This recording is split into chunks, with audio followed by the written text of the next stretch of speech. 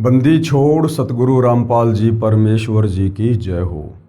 परमपिता परमात्मा सारी सृष्टि के रचनहार कुल मालिक, असंख्य ब्रह्मांडों के स्वामी, जगत गुरु, तीनों लोकों में प्रवेश करके सबका धारण पोषण करने वाले, राजाधिराज, आत्माधार, नाथों के नाथ, देवों के देव महादेव, सर्वेश्वर महेश्वर, मृत्युंजय, अजरो अमर, आदि अनादि, सनातनी प्रभु, जगत पिता जगदीश्वर, श्री श्री 1008 की उपाधि के वास्तविक अधिकारी, अकाल मूर्त, शब्द स्वरूपी राम वासुदेव, सर्वगतम ब्रह्म, परम पूज्य, प्रथम पूज्य, परम संत, परम पुरुष, परम धनी, परम दयालु, सत्य कबीर, हक्का कबीर, अल्लाहु कबीर, अल्लाहु अकबर, बाखबर, अल्लाह ताला, जगत के तारणहार, जगत के मुक्तिदाता, जगत के जगन्नाथ, हारे के सहारे, हिंदुओं के राम, मुसलमानों के अल्लाह, सिखों के वाहिगुरु, ईसाइयों के मसीह, दया के सागर दयानिधि, करुणा के सागर करुणानिधि,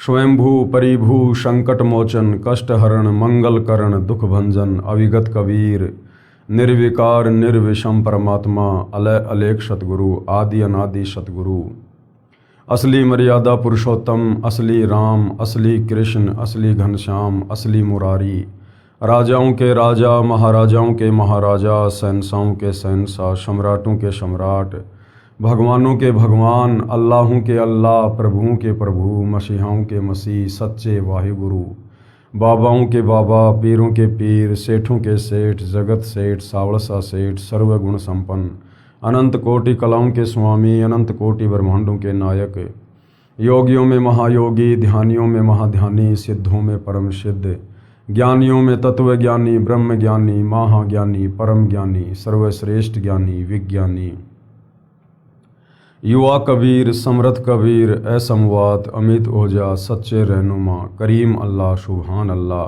दुनिया के अंतिम पैगंबर।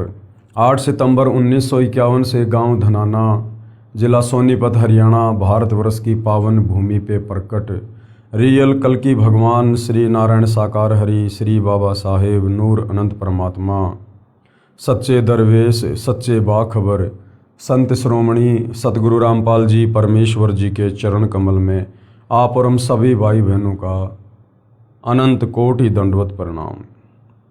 सत्साई भाई और बहनों, बहुत बड़ी दया, बहुत बड़ी मेहर पूज्य गुरुदेव भगवान की, परमेश्वर रामपाल जी की, जिनके शुभ आशीर्वाद से, विशेष आशीर्वाद से, उन्हीं के सत्संगों के संग्रह के ऊपर बन चुकी पवित्र आध्यात्मिक पुस्तक कबीर बड़ा या कृष्ण के ऊपर वीडियो बनाने की श्रृंखला जारी है। इसी श्रृंखला में आज हमारा ये 15वें नंबर का वीडियो है। इस पवित्र पुस्तक कृष्ण बड़ा या कबीर, इसके प्रत्येक वीडियो से हमें अध्यात्म को लेकर, शास्त्र अनुकूल साधना को लेकर, भक्ति और भगवान को लेकर, धार्मिक अनुष्ठानों को लेकर विशेष जानकारी उपलब्ध हो रही है। भाई और बहनों, ये पवित्र पुस्तक हिंदू समाज से जुड़ी परमात्मा प्रेमी आत्माओं के लिए किसी वरदान से कम नहीं है। जो हमारे नादान तत्व ज्ञानहीन धर्म गुरु हमें सदियों से शास्त्र अनुकूल साधना प्रदान नहीं कर सके, वो शास्त्र अनुकूल सत भक्ति अब परम पूज्य परमेश्वर सतगुरु रामपाल जी ने पूरे विश्व के मानव समाज के कल्याण के लिए सार्वजनिक कर दी है। अब यदि आवश्यकता है तो परम पूज्य सतगुरु रामपाल जी के सत्संगों को ध्यान पूर्वक सुनकर, उनसे उपदेश प्राप्त करके अपनी आत्मा का कल्याण करवाने की है। ये मनुष्य जन्म भाई और बहनों, 184 योनियां भोगने के बाद परमेश्वर अपने तरफ से एक विशेष तोहफे के रूप में देते हैं और कहते हैं कि मानव जन्म पाए कै जो नहीं रटे हरि नाम, जैसे कुआं जल बिना फिर बनवाया क्या काम। ये मनुष्य जन्म हमें सिर्फ और सिर्फ आत्मा का कल्याण करवाने के लिए ही मिलता है, क्योंकि इस मनुष्य शरीर में जो विशेष सुविधा और विशेष बुद्धि हमें परमेश्वर के द्वारा प्रदान की जाती है, सोचने की, समझने की, काम धंधा करने की, विचार विमर्श करने की, आपस में प्यार प्रेम भाईचारे के साथ रहने की, सुख दुख में एक दूसरे का साथ देने की, और सबसे बड़ी बात भक्ति और भगवान को पहचानने की। और ऊपर से वो परमेश्वर हमें तत्वदर्शी संत के रूप में आकर तत्व ज्ञान प्रदान कर देते हैं। हमें एक प्रकार से अंधेरे में साफ साफ रास्ता देखने के लिए टॉर्च प्रदान कर देते हैं। और उसके बावजूद भी यदि हम इस मनुष्य जन्म से परमात्मा की प्राप्ति नहीं करते हैं, मोक्ष प्राप्ति नहीं करते हैं, तो भाई और बहनों, हम फिर से लंबे समय के लिए, युगों युगों के लिए 184 योनियों में चले जाते हैं। तो आज मौका दिया है हमें परम अक्षर ब्रह्म परमपिता परमेश्वर कबीर देव जी ने। वे खुद 8 सितंबर 1951 से गांव धनाना, जिला सोनीपत, हरियाणा, भारतवर्ष की पावन भूमि पे प्रकट हैं। आज उन्होंने अध्यात्म का पिटारा खोल रखा है और पलकें बिछाएं आप और हम आत्माओं के इंतज़ार में बैठे हैं। तो भाई और बहनों, सर्वप्रथम उनके सत्संगों को सुनिए, उनके द्वारा लिखित पुस्तकों को पढ़िए और उसके बाद उपदेश प्राप्त करके अतिशीघ्र अपनी आत्मा के कल्याण वाले मार्ग पर चलिए। अब उसके लिए भाई और बहनों, ये पवित्र पुस्तक कबीर बड़ा या कृष्ण, अगर आपने इस पवित्र पुस्तक को निष्पक्ष होकर, रुचि लेकर यदि ध्यान से पढ़ लिया और समझ लिया, तो भाई और बहनों, आपको सब कुछ क्लियर हो जाएगा कि वास्तव में एक पूर्ण परमात्मा कौन है। जिस पूर्ण परमात्मा ने ब्रह्मा विष्णु महेश को भी बनाया, 33 करोड़ देवी देवताओं को बनाया, दुर्गा को बनाया, इस काल ब्रह्म को बनाया, अक्षर पुरुष को बनाया, सकल सृष्टि को रचा और तीनों लोकों में प्रवेश करके सबका धारण पोषण कर रहे हैं, वो एक परमेश्वर कौन है, जिसकी तलाश इस आत्मा को युगों युगों से रही है। आज भाई और बहनों, हमारी वो तलाश समाप्त हो जाएगी यदि हमने ध्यानपूर्वक इस पवित्र पुस्तक को पढ़ लिया तो भाई और बहनों, इस पवित्र पुस्तक कबीर बड़ा या कृष्ण पर जो विशेष विषय चल रहा है वो है जनता की अदालत में प्रश्नोत्तरी। यानी जनता की अदालत यानी हिंदू समाज, और जनता की अदालत में जज भी जनता ही है, क्योंकि जनता शिक्षित है, पढ़ी लिखी है, अपनी आंखों से अपने ही पवित्र धर्मशास्त्रों में लिखी सच्चाई को देखकर निर्णय कर सकती है। मुकदमा है कि सबसे बड़ा भगवान कौन, कबीर बड़ा या कृष्ण। एक तरफ श्री कृष्ण और विष्णु जी के वकील साहिबानों के रूप में हिंदू समाज के सर्व धर्मगुरु आचार्य शंकराचार्य खड़े हैं, तो दूसरी तरफ कबीर जी के वकील के रूप में परम पूज्य सतगुरु रामपाल जी खड़े हुए हैं। और जो जो प्रश्न श्री कृष्ण उर्फ विष्णु को परमेश्वर कहने को लेकर श्री कृष्ण जी के वकील हिंदू धर्मगुरुओं ने अदालत में रखे थे, उन सभी प्रश्नों का प्रमाणित जवाब हिंदू धर्म ग्रंथों को आधार बनाकर सतगुरु रामपाल जी ने जनता की अदालत में जनता के सामने पेश कर दिए और ये साबित कर दिया कि श्री कृष्ण उर्फ विष्णु ये पूर्ण परमात्मा नहीं है, ये अविनाशी नहीं है, अजरो अमर नहीं है, ये नाशवान है। इनका जन्म होता है, मृत्यु होती है, इनके माता पिता हैं, इनकी माँ दुर्गा है और इनका पिता काल भगवान है। और ब्रह्मा विष्णु महेश इन तीनों देवताओं की भक्ति से पूर्ण मुक्ति नहीं हो सकती। देवी दुर्गा और ब्रह्म की भक्ति से भी पूर्ण मोक्ष नहीं है। उसके बाद जनता अध्यात्म में रुचि लेने लगी और श्री कबीर देव जी के वकील सतगुरु रामपाल जी से जनता की अदालत में जनता अध्यात्म को लेकर तरह तरह के सवाल करने लगी और प्रत्येक सवाल का सतगुरु रामपाल जी प्रमाणित जवाब दे रहे हैं। इसी प्रश्नोत्तरी में आज का हमारा जो विषय है वो ये है कि चारों वेदों में, पवित्र गीता जी में और 18 पुराणों में ये पितृ पूजना, श्राद्ध निकालना, भूत पूजा करना, पाखंड पूजा करना, देवी देवताओं की पूजा करना, ये बिल्कुल मना है। तो जनता बहुत ध्यानपूर्वक सुन रही है और कबीर जी के वकील सतगुरु रामपाल जी सच्चाई उन्हीं धर्म ग्रंथों को सामने रखकर बता रहे हैं। गीता, वेदों व पुराणों में भी पितृ व भूत पूजा मोक्षदायक नहीं है।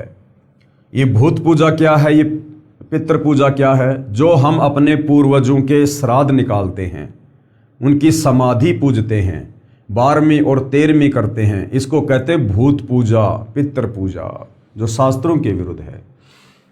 इसका प्रमाण देखिए, श्री कृष्ण जी के वकील साहिबान कहते हैं कि हम श्राद्ध करते तथा करवाते हैं, जबकि गीता अध्याय 9 श्लोक 25 में कहा है कि जो पितरों की पूजा करते हैं वे पितरों को प्राप्त होते हैं। यानी मोक्ष नहीं होता, वो अपने पूर्वजों के पास चले जाते हैं, यानी वो पितर योनि प्राप्त करके पितरलोक में जाएंगे। और पितरलोक में कितने कष्ट हैं, अरे कष्ट हैं तभी तो हम उनको भोजन यहाँ से भेज रहे हैं धर्म गुरुओं के कहने पर। अगर उस पितरलोक में भरपूर खाना होता, भरपूर पानी होता, अगर आत्मा वहाँ पर भूखी प्यासी नहीं मरती, तो हम पीछे से उन नादान धर्म गुरुओं के कहने पर शास्त्र विरुद्ध साधना करते हुए हमारे उन पूर्वजों के श्राद्ध क्यों निकाल रहे हैं? हम उनका खाना बना बना के यहाँ पर पशु पक्षियों को क्यों खिला रहे हैं?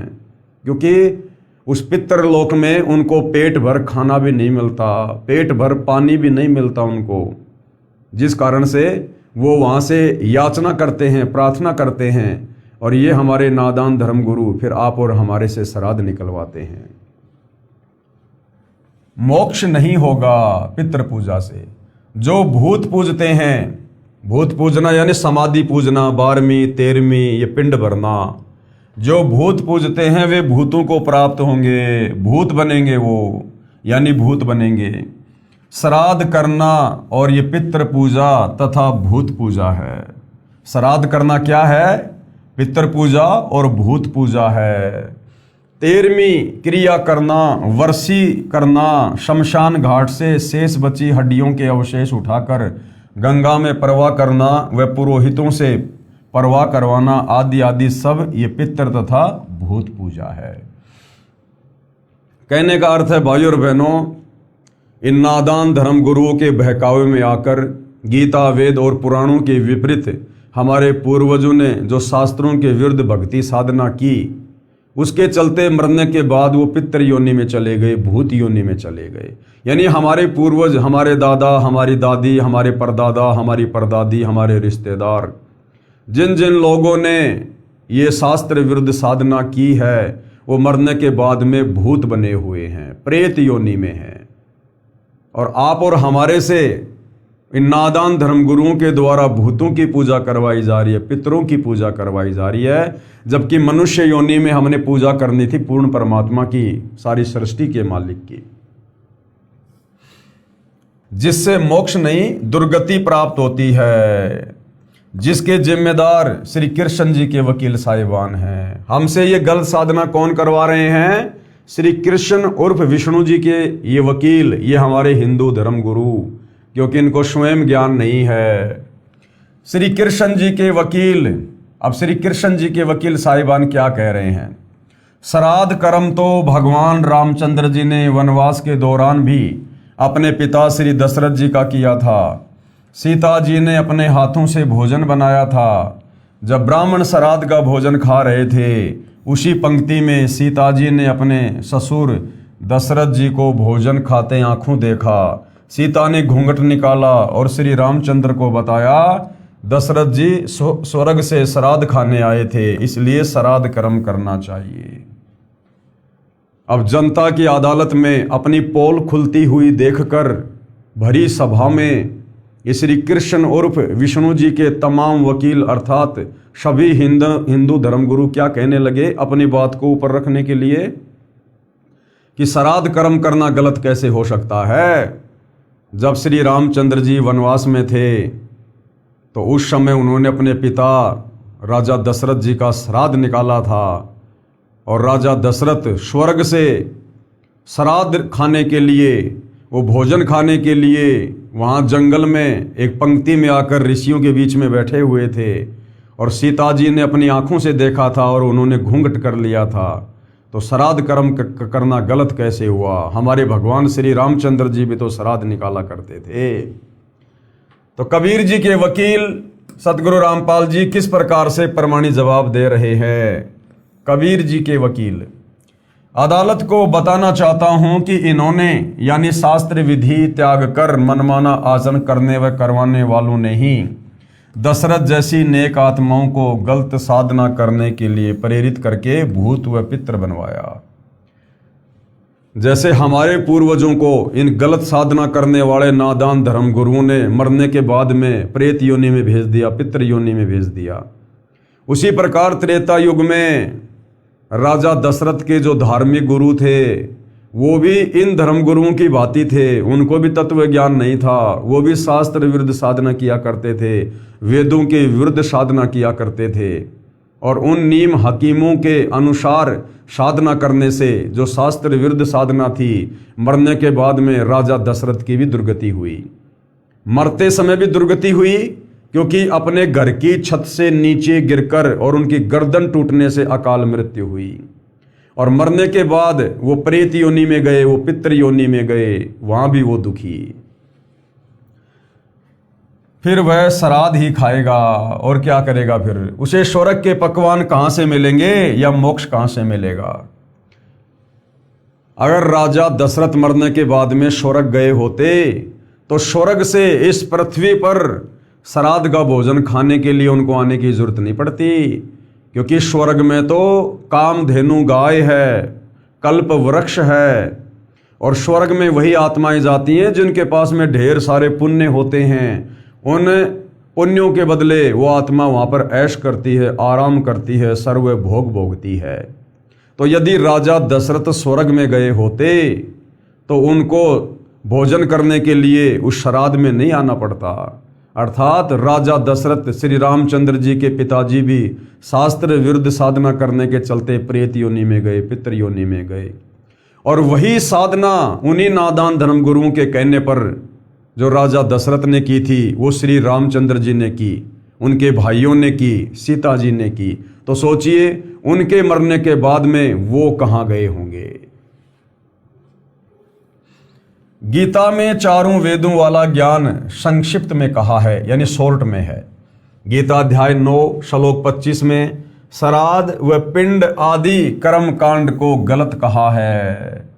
हम एक तरफ तो कहते हैं कि हम हिंदू हैं और ये पवित्र गीता जी हमारा सर्वश्रेष्ठ धर्म ग्रंथ है, और पवित्र गीता जी अध्याय 9 श्लोक नंबर 25 में ये पिंड निकालना, श्राद्ध करना, ये सब मना किया हुआ है कि भूत पूजोगे तो भूत बनोगे, पितर पूजोगे तो तुम पितर बनोगे, देवताओं को पूजोगे तो देवताओं के लोक में जाओगे, और ये काल ब्रह्म कह रहा है कि मेरी पूजा करोगे तो मेरे लोक में आओगे। तो गीता जी हमें जिन साधनाओं को करने के लिए मना कर रही है, जिन क्रियाओं को करने के लिए मना कर रही है, यदि हम उनके विपरीत क्रिया करेंगे तो हम शास्त्रों के विरुद्ध साधना कर रहे हैं। और गीता अध्याय 16 श्लोक नंबर 23 के अनुसार जो व्यक्ति शास्त्र विधि को त्याग कर मनमाना आचरण यानी भक्ति क्रिया करते हैं उनको ना गति होती है, ना उनको कोई सिद्धि प्राप्त होती है, और इसी प्रकार से अपना जीवन व्यर्थ करके वो आत्माएं चली जाती हैं। मार्कंडे पुराण में भी प्रमाण है कि वेदों में पितृ पूजा, भूत पूजा यानी श्राद्ध करना अविद्या यानी मूर्खों का काम बताया है। पेश है प्रमाण के लिए गीता अध्याय 9 श्लोक 25 की फोटोकॉपी, क्योंकि मामला जनता की अदालत में चल रहा है। एक तरफ श्री कृष्ण जी के वकील खड़े हैं और दूसरी तरफ कबीर जी के वकील सतगुरु रामपाल जी। तो वही जनता की अदालत में प्रमाण दिखाने अति आवश्यक होते हैं कि वास्तव में ये जो श्राद्ध निकालना है, समाधि पूजना है, 12वीं करना, 13वीं करना, पिंड भरना, ये पितृ पूजा है, ये भूत पूजा है, और इस पूजा को करने के चलते हम अंत में शरीर त्यागने के बाद दुर्गति को प्राप्त होंगे। हम भूत बनकर घूमेंगे, हम प्रेत बनकर घूमेंगे। ये हमारा पवित्र ग्रंथ गीता जी कह रहा है। ये देखिएगा अध्याय 9 श्लोक नंबर 25 की फोटोकॉपी आप जियों के सामने है। हाथ कंगन को आरसी क्या, पढ़े लिखे को फारसी क्या। यान्ति देवव्रता देवान पितरन यान्ति पितृव्रंता भूतानि यान्ति भूतेजा यान्ति मद्याजिन अपि माम। क्या कहा है? देवताओं को पूजने वाले देवताओं को प्राप्त होते हैं। जो ब्रह्मा विष्णु महेश की पूजा करते हैं या अन्य देवी देवताओं की पूजा करते हैं, वो मरने के बाद क्या होगा? वो इन देवताओं के लोक में जाएंगे, और इन देवताओं के लोक में जाकर वो देवता नहीं बनेंगे, वहां पर नौकर बनेंगे, वो गण बनेंगे।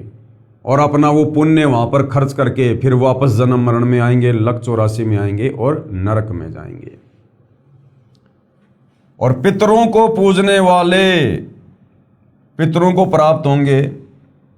अब ये जो श्राद्ध वगैरह निकालते हैं ये पितृ पूजा है। तो श्राद्ध निकालने वाले मरने के बाद कहाँ जाएंगे? वो तो देवताओं के लोक में भी नहीं जाएंगे, क्योंकि वो तो श्राद्ध निकाल के समाधि पूज के कर्म कांड कर करके वो तो भूत पूजा कर रहे हो, तो पितृ पूजा कर रहे हैं। तो वो अपने पूर्वजों के पास जाएंगे जो भटक रहे हैं भूखे प्यासे। भूतों को पूजने वाले भूतों को प्राप्त होते हैं। जो पिंडदान वगैरह करते हैं वो भूत पूजा है। और मेरा पूजन करने वाला भगत मुझको ही प्राप्त होता है। काल ब्रह्म कह रहा है, गीता ज्ञानदाता ये ज्योति निरंजन, कि मेरी पूजा करने वाला मुझे प्राप्त होता है।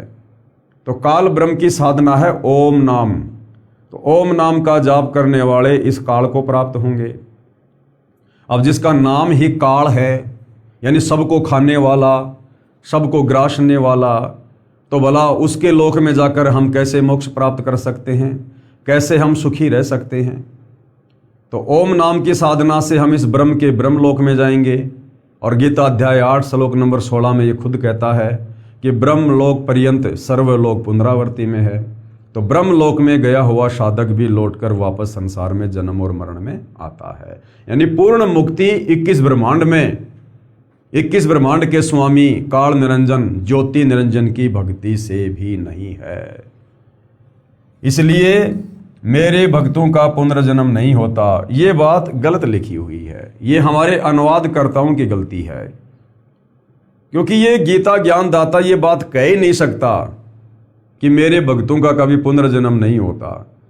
क्योंकि आपने देखा इसी पवित्र गीता में, ये गीता ज्ञान देने वाला ब्रह्म काल, ये खुद गीता अध्याय 2 श्लोक नंबर 12 में, गीता अध्याय 10 श्लोक नंबर 2 में, गीता अध्याय 4 श्लोक नंबर 5 और 9 में ये खुद स्वीकार कर रहा है कि अर्जुन तेरे और मेरे बहुत जन्म हो चुके हैं, तू नहीं जानता, मैं जानता हूं।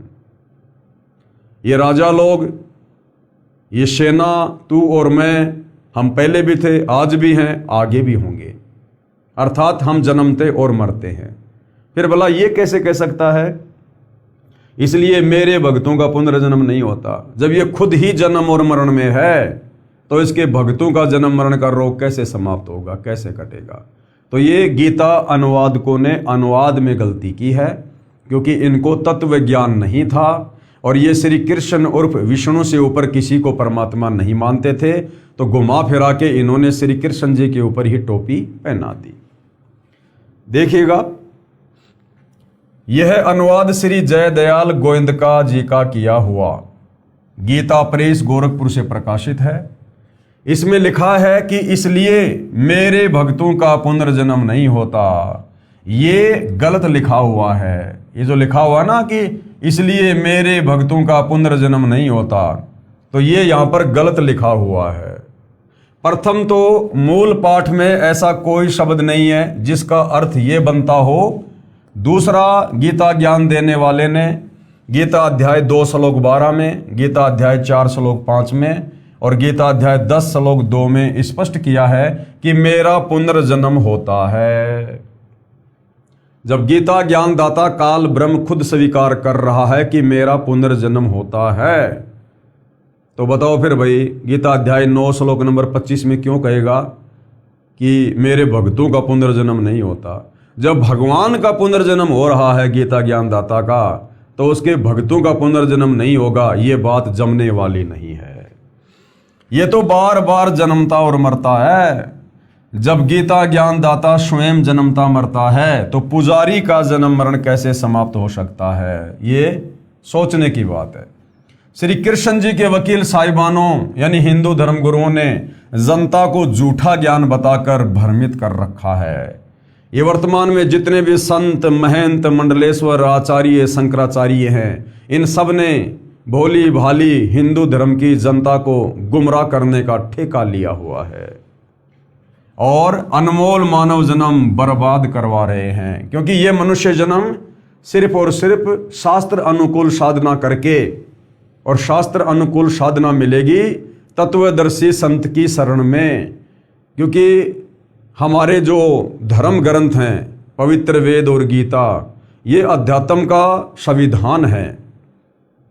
और गीता अध्याय 4 श्लोक नंबर 34 में गीता ज्ञानदाता खुद कह रहा है कि यदि परमेश्वर की प्राप्ति करनी है, पूर्ण मोक्ष प्राप्त करना है, तो अर्जुन किसी तत्वदर्शी संत की खोज कर ले और उस तत्वदर्शी संत के बताए अनुसार साधना कर, फिर तेरा जन्म मरण समाप्त होगा। तो भाई और बहनों, गीता ज्ञानदाता से बढ़ के ज्ञान तो हिंदू समाज के गुरुओं को नहीं हो सकता ना। और ये हमारे नादान धर्म गुरु हमसे इन वेद शास्त्रों के अनुसार भक्ति नहीं करवा रहे। ये अपना मनमाना आचरण जो इन्होंने पीढ़ी दर पीढ़ी अपने गुरुओं से स्वीकार किया है, वो आप और हमारे ऊपर थोप दिया जो क्या त्यों। लेकिन गीता जी क्या कह रही है? यदि हम शास्त्रों के अनुसार साधना करेंगे तो हम मुक्ति को प्राप्त होंगे। अब देखिएगा, श्राद्ध पिंडदान गीता अनुसार कैसा है। यानी पवित्र गीता जी में श्राद्ध निकालना, पिंडदान करना, ये शास्त्र अनुकूल है या शास्त्रों के विरुद्ध है? देखिएगा, आप श्री कृष्ण जी के वकील यानी जनता की अदालत में कबीर जी के वकील सतगुरु रामपाल जी श्री कृष्ण जी के वकीलों से यानी हिंदू धर्मगुरु से सवाल कर रहे हैं कि आप श्राद्ध व पिंडदान करते तथा करवाते हो। और उन्होंने हाँ भी भरी है कि हाँ, हम श्राद्ध करते हैं और अपने भक्तों से भी करवाते हैं। गीता अध्याय 9 श्लोक 25 में स्पष्ट किया है कि भूत पूजने वाले भूतों को प्राप्त होंगे। श्राद्ध करना, पिंडदान करना, ये भूत पूजा है, ये व्यर्थ साधना है। पुराणों में कुछ वेद ज्ञान है, यानी जो पुराण है उनमें भी थोड़ा बहुत वेदों के अनुसार ज्ञान है, वो भी हमें स्वीकार्य है। आगे क्या कहा जा रहा है? श्राद्ध पिंडदान के प्रति रुचि ऋषि का वेद मत। एक रुचि ऋषि की कथा है, उस रुचि ऋषि की कथा के अनुसार ये श्राद्ध निकालना, पिंडदान करना, ये कितना सही है और कितना गलत है हम समझेंगे। मार्कंडे पुराण में रोचे ऋषि के जन्म की कथा आती है। एक रुचि ऋषि था, वह ब्रह्मचर्य का पालन करते हुए वेदों अनुसार साधना करता था। यानी उसने शादी नहीं करवाई अपनी आत्मा के कल्याण के लिए। यदि एक बार मैं इस शादी वाले काल के बंधन में बंध गया, विषय वासनाओं के चक्कर में पड़ गया, तो मैं कभी भी निर्मल आत्मा के साथ में, शुद्ध आत्मा के साथ में भक्ति नहीं कर पाऊंगा। तो उसने शादी नहीं करवाई अपनी आत्मा के कल्याण के लिए कि असंग जन्म हो गए बच्चे पैदा करते करते। पिछली बार मेरे बच्चे कौन थे, उससे पिछली बार कौन थे, मुझे याद भी नहीं है। कहाँ कहाँ मेरा वंश चल रहा है, मुझे याद भी नहीं है। शरीर छूटते मैं सब कुछ भूल जाता हूँ, सब कुछ यहीं रह जाता है। ये सोचकर कि मैं बार बार जन्म लेता हूँ, मरता हूँ, मेरा मोक्ष नहीं हो पा रहा, मेरी दुर्गति हो रही है, और अब की बार मैं अपनी आत्मा का कल्याण करवाऊंगा। भक्ति के अलावा और किसी भी प्रकार का सांसारिक झंझट अपने गले में नहीं डालूंगा। ये सोचकर उसने शादी नहीं करवाई, अर्थात विवाह नहीं करवाया था। रुचि ऋषि के पिता, दादा और परदादा तथा तीसरे दादा सब भूत योनि में भूखे प्यासे भटक रहे थे। और रुचि ऋषि के दादा परदादा एक नंबर के ब्राह्मण थे, एक नंबर के पंडित थे, वो वेदों के ज्ञाता। और मरने के बाद वो वेदों के ज्ञाता भी भूत बने फिरे, पितृ योनि में गए। तो वर्तमान का हिंदू समाज जिसने कभी वेदों की शक्ल भी नहीं देखी, 90% हिंदू समाज ने केवल उन नादान धर्मगुरुओं के कहने पर कि हम जो भक्ति साधना बता रहे हैं वो वेदों के अनुसार है, गीता के अनुसार है, मनमाना आचरण कर रहे हैं। तो सोचिए वर्तमान वाले की क्या दुर्गति होगी। जब उन युगों में, द्वापर और त्रेता में, वो वेदों के प्रकांड ज्ञाता समझे जाने वाले महर्षि भी जो वेदों के अनुसार साधना किया करते थे, वो भी मरने के बाद में भूत बने फिर रहे हैं, प्रेत बने फिर रहे हैं। तथा तीसरे दादा सब पितर यानी भूत योनि में भूखे प्यासे भटक रहे थे। एक दिन उन चारों ने रुचि ऋषि को दर्शन दिए, उन भूखे मर्तों ने दर्शन दिए तथा कहा कि बेटा आपने विवाह क्यों नहीं किया, विवाह करके हमारे श्राद्ध करना। रुचि ऋषि ने कहा कि हे पितामहो, वेद में इन श्राद्ध आदि कर्मों को अविद्या कहा है। अविद्या यानी मूर्खों का काम कहा है। वो जो भूत बने फिर रहे थे उसके दादा परदादा तीसरा दादा, उन्होंने दर्शन दिए रुचि ऋषि को, भूखे मृतों ने, और कहा बेटा तुमने शादी क्यों नहीं करवाई, बेटा शादी करवा, फिर हमारे श्राद्ध निकाल बेटा, इससे तुझे मुक्ति मिल जाएगी, तेरा मोक्ष हो जाएगा। अब विचार करो भाई और बहनों, वो दादा परदादा रुचि ऋषि को सलाह दे रहे हैं कि तू शादी करवा, संतान उत्पन्न कर, फिर हमारे श्राद्ध निकाल, ऐसा करने से तेरा मोक्ष हो जाएगा। तो वो भी तो अपने समय में शादी करके और श्राद्ध निकाल रहे थे अपने पूर्वजों के, फिर वो कर्म करने से उनका मोक्ष क्यों नहीं हुआ? वो फिर भूत योनि में क्यों है, प्रेत योनि में क्यों है? तो रुचि ऋषि ने विचार किया कि जब इस प्रकार से शादी करके श्राद्ध करने से भाई जब मेरे दादा और परदादाओं का मोक्ष नहीं हुआ, तो इनके कहने से वही कर्म कांड करने से जिसको वेदों में अविद्या यानी मूर्खों की पूजा कहा है श्राद्ध निकालने को, भला मेरा मोक्ष कैसे हो जाएगा? तो रुचि ऋषि ने क्या कहा? रुचि ऋषि ने कहा कि हे पितामहों, यानी हे मेरे दादा परदादाओं, वेद में इस श्राद्ध आदि कर्म को अविद्या कहा है, यानी मूर्खों का काम कहा है। फिर आप मुझे इस कर्म को करने को क्यों कह रहे हो? क्योंकि वो भूखे मर रहे थे, अपनी भूख शांत करवाना चाहते थे, दुखी हो रहे थे। पितरों ने कहा कि ये बात बिल्कुल सत्य है कि श्राद्ध आदि कर्म को वेदों में अविद्या अर्थात मूर्खों का कार्य कहा है। वेद वो भी पढ़ा करते थे, वो भी ब्राह्मण थे, पंडित थे, लेकिन साधना वेदों के विपरीत करके अपने जीवन का सत्यानाश कर गए। तो कह रहे हैं कि बेटा रुचि बात तो तेरी सही है, ये श्राद्ध निकालना, पिंडदान करना, ये वेदों में अविद्या कहा गया है, ये मूर्खों की पूजा कहा गया है। पितरों ने कहा कि ये बात बिल्कुल सत्य है कि श्राद्ध आदि कर्म को वेदों में अविद्या अर्थात मूर्खों का कार्य ही कहा है। पितरों ने यह भी कहा है कि बेटा तुम जिस मार्ग पर चल रहे हो यह मोक्ष का मार्ग है। ये बेटा रुचि तो ये श्राद्ध वगैरह ना करके, ये पिंडदान वगैरह ना करके, और जो वेदों के अनुसार जो साधना कर रहा है ना बेटा, ये वास्तव में मोक्ष मार्ग है। वो पितर भी इस बात को स्वीकार कर रहे हैं कि श्राद्ध नहीं निकालने चाहिए। विचार करो, रुचि ऋषि के पूर्वज सब ब्राह्मण यानी ऋषि थे, वेद पढ़ते थे, कर्म कांड वेद विरुद्ध करते थे, लेकिन भक्ति साधना सारी वेदों के विपरीत किया करते थे, जिस कारण से वो प्रेत योनि में गिरे। उन्होंने वेद तो पढ़ रखे थे, इसलिए स्वीकार किया कि वेद में ऐसा ही कहा है।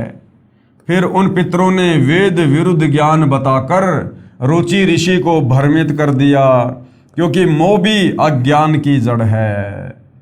मार्कंडेय पुराण के प्रकरण से सिद्ध हुआ कि वेदों में तथा वेदों के ही संक्षिप्त रूप गीता में श्राद्ध और ये पिंडोतक आदि भूत पूजा के कर्म को निषेध बताया है, नहीं करना चाहिए। उन मूर्ख ऋषियों ने अपने पुत्र को भी श्राद्ध करने के लिए विवश किया, उसने विवाह कराया, रुचि ऋषि ने बाद में शादी करवाई, शादी के बाद में रोचे ऋषि का जन्म हुआ और बेटा भी पाप का भागी बना लिया, पितर बना दिया। आश्चर्य की बात तो ये है, क्या है? आश्चर्य की बात तो ये है कि रुचि ऋषि के पितरों ने कहा है कि बेटा तुम जिस मार्ग पर चल रहे हो, यानी जो श्राद्ध वगैरह नहीं निकाल रहे हो और वेदों के अनुसार ओम नाम की साधना कर रहे हो, वह मोक्ष का मार्ग है। फिर भी रुचि ऋषि को भ्रमित किया कि पितर पूज और पितर बन, करवा दुर्गति जैसे उन पितरों की हो रही थी। रुचि सही मार्ग पर था, उसे भी नरक का भागी बना दिया। ऐसे कर्म हैं इन श्री कृष्ण जी के वकीलों यानी धर्म गुरुओं के। धिक्कार है ऐसे लोगों को जो मानव जाति को भ्रमित करके उनका अनमोल मानव जीवन नष्ट करवा रहे हैं, स्वयं भी दुर्गति को प्राप्त हो रहे हैं। बड़ी अदालत में कबीर जी के वकील सतगुरु रामपाल जी ने उन तमाम हिंदू धर्म गुरुओं के सामने कहा कि धिक्कार है तुम जैसे नादान तत्व ज्ञानहीन धर्म गुरुओं को, जो इस अनमोल मनुष्य जन्म को शास्त्र विरुद्ध साधना करवा कर बर्बाद करवा रहे हैं। क्योंकि मानव जन्म दुर्लभ है, ये मिले न बारंबार। और जैसे पेड़ से पत्ता टूट गिरे फिर वापस नहीं लगता डार। ये 84 लाख प्रकार की योनियां भोगने के बाद गधा, कुत्ता, शुअर, बैल, बकरी, मच्छर, गंदी नाली का कीड़ा, सूअर, इस प्रकार से 84 लाख प्रकार के शरीर, और उन शरीरों में कैसा कैसा कष्ट भोगना पड़ता है। एक कुत्ते का जीवन देख लो, एक सूअर का जीवन देख लो, एक गधे का जीवन देख लो। सारा जिंदगी क्या खाता है, कैसे रहता है, कहाँ सोता है। इतना कष्ट भोगने के बाद, और 84 लाख योनियों का समय, अरबों खरबों वर्ष लग जाते हैं भोगने में। इतना कष्ट भोगने के बाद परमेश्वर हमें एक मनुष्य जन्म देता है, स्त्री या पुरुष का, केवल परमात्मा प्राप्ति के लिए। क्योंकि मनुष्य जन्म में ही हम भक्ति करके मोक्ष करवा सकते हैं।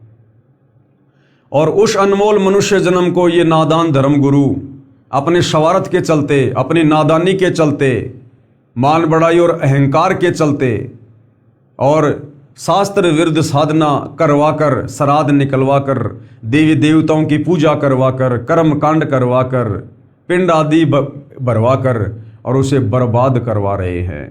तो सोचिए भाइयों और बहनों, इन नादान धर्म गुरुओं के साथ में मरने के बाद में अंत में क्या बनेगी। ये घोर नरक में डाले जाएंगे, घोर नरक में। पेश है प्रमाण के लिए संक्षिप्त मार्कंडे पुराण के अध्याय रोचे मनु की उत्पत्ति कथा से संबंधित प्रकरण की फोटोकॉपी। यानी हर बात का, जो बात जनता की अदालत में कबीर जी के वकील सतगुरु रामपाल जी कह रहे हैं, प्रत्येक बात का हिंदू धर्मशास्त्रों से प्रमाण दे रहे हैं, वेदों से, गीता जी से और पुराणों से, ताकि किसी को कोई संशय ना रहे। रोचे मनु की उत्पत्ति कथा। मार्कंडे जी कहते हैं, ब्राह्मण पूर्व काल की बात है। प्रजापति रुचि, ममता और अहंकार से रहित इस पृथ्वी पर विचरते थे। उन्हें किसी से भय नहीं था, वे बहुत कम सोते थे। उन्होंने न तो अग्नि की स्थापना की थी और न ही अपने लिए घर ही बना रखा था। यानी ना तो अपने घर पे भोजन बनाता था, ना उसने कोई शादी वादी करवाई, ना उसने अपना कोई मकान वकान बनवाया। अपनी भगवान की भक्ति करता था, घूमता फिरता था। वे एक बार भोजन करते और बिना आश्रम के ही रहते थे। उन्हें सब प्रकार की आसक्तियों से रहित एवं मनोवृत्ति से रहते देख उनके पितरों ने उनसे कहा। पितर बोले, बेटा, विवाह स्वर्ग और अपवर्ग का हेतु होने के कारण एक पुण्यमय कार्य है। भ्रमित किया उसको कि बेटा शादी करवाना तो बड़ा पुण्य का कार्य है। क्या खाक पुण्य का कार्य है? उसे तुमने क्यों नहीं किया? और गृहस्थ पुरुष समस्त देवताओं, पितरों, ऋषियों और अतिथियों की पूजा करके पुण्यमय लोगों को प्राप्त करता है। अरे तुम थे ना गृहस्थ में, तुम लोगों ने तो शादी करवा रखी थी, तभी तो वो रुचि ऋषि पैदा हुआ होगा। अगर गृहस्थ जीवन जीने से अगर सारे देवी देवता प्रसन्न हो जाते हैं, बड़ा सुख मिलता है, गति हो जाती है, तो अब तुम्हारी दुर्गति क्यों हो रही है जो तुम रुचि को सलाह दे रहे हो? गृहस्थ पुरुष समस्त देवताओं, पितरों, ऋषियों और अतिथियों की पूजा करके पुण्यमय लोगों को प्राप्त होता है, और खुद वो प्रेत बने फिर रहे हैं। वह स्वाहा के उच्चारण से देवताओं को, सवधा के उच्चारण से पितरों को, तथा अन्नदान, बलि, वैश्वदेव आदि से भूत आदि प्राणियों एवं अतिथियों को उनका भाग समर्पित करता है। बेटा, हम ऐसा मानते हैं, हम ऐसा मानते हैं, शास्त्रों में नहीं लिखा। अपना मनमाना आचरण थोप रहे हैं रुचि ऋषि के ऊपर। बेटा, हम ऐसा मानते हैं कि गृहस्थ आश्रम को स्वीकार न करने पर तुम्हें इस जीवन में कलेश उठाना पड़ेगा। अरे वो तो बड़ी आराम से रह रहा था, बड़ी शांति से रह रहा था। उसके जीवन में तो कोई दुख नहीं था, कोई कष्ट नहीं था, कोई कलेश नहीं था। लेकिन बाद में इन लोगों ने जबरदस्ती डरा के, धमका के, शादी करवा के जरूर उसके गले में झंझट डाल दिया और कलेश करवा दिया। तथा मृत्यु के बाद और दूसरे जन्म में भी कलेश ही भोगने पड़ेंगे।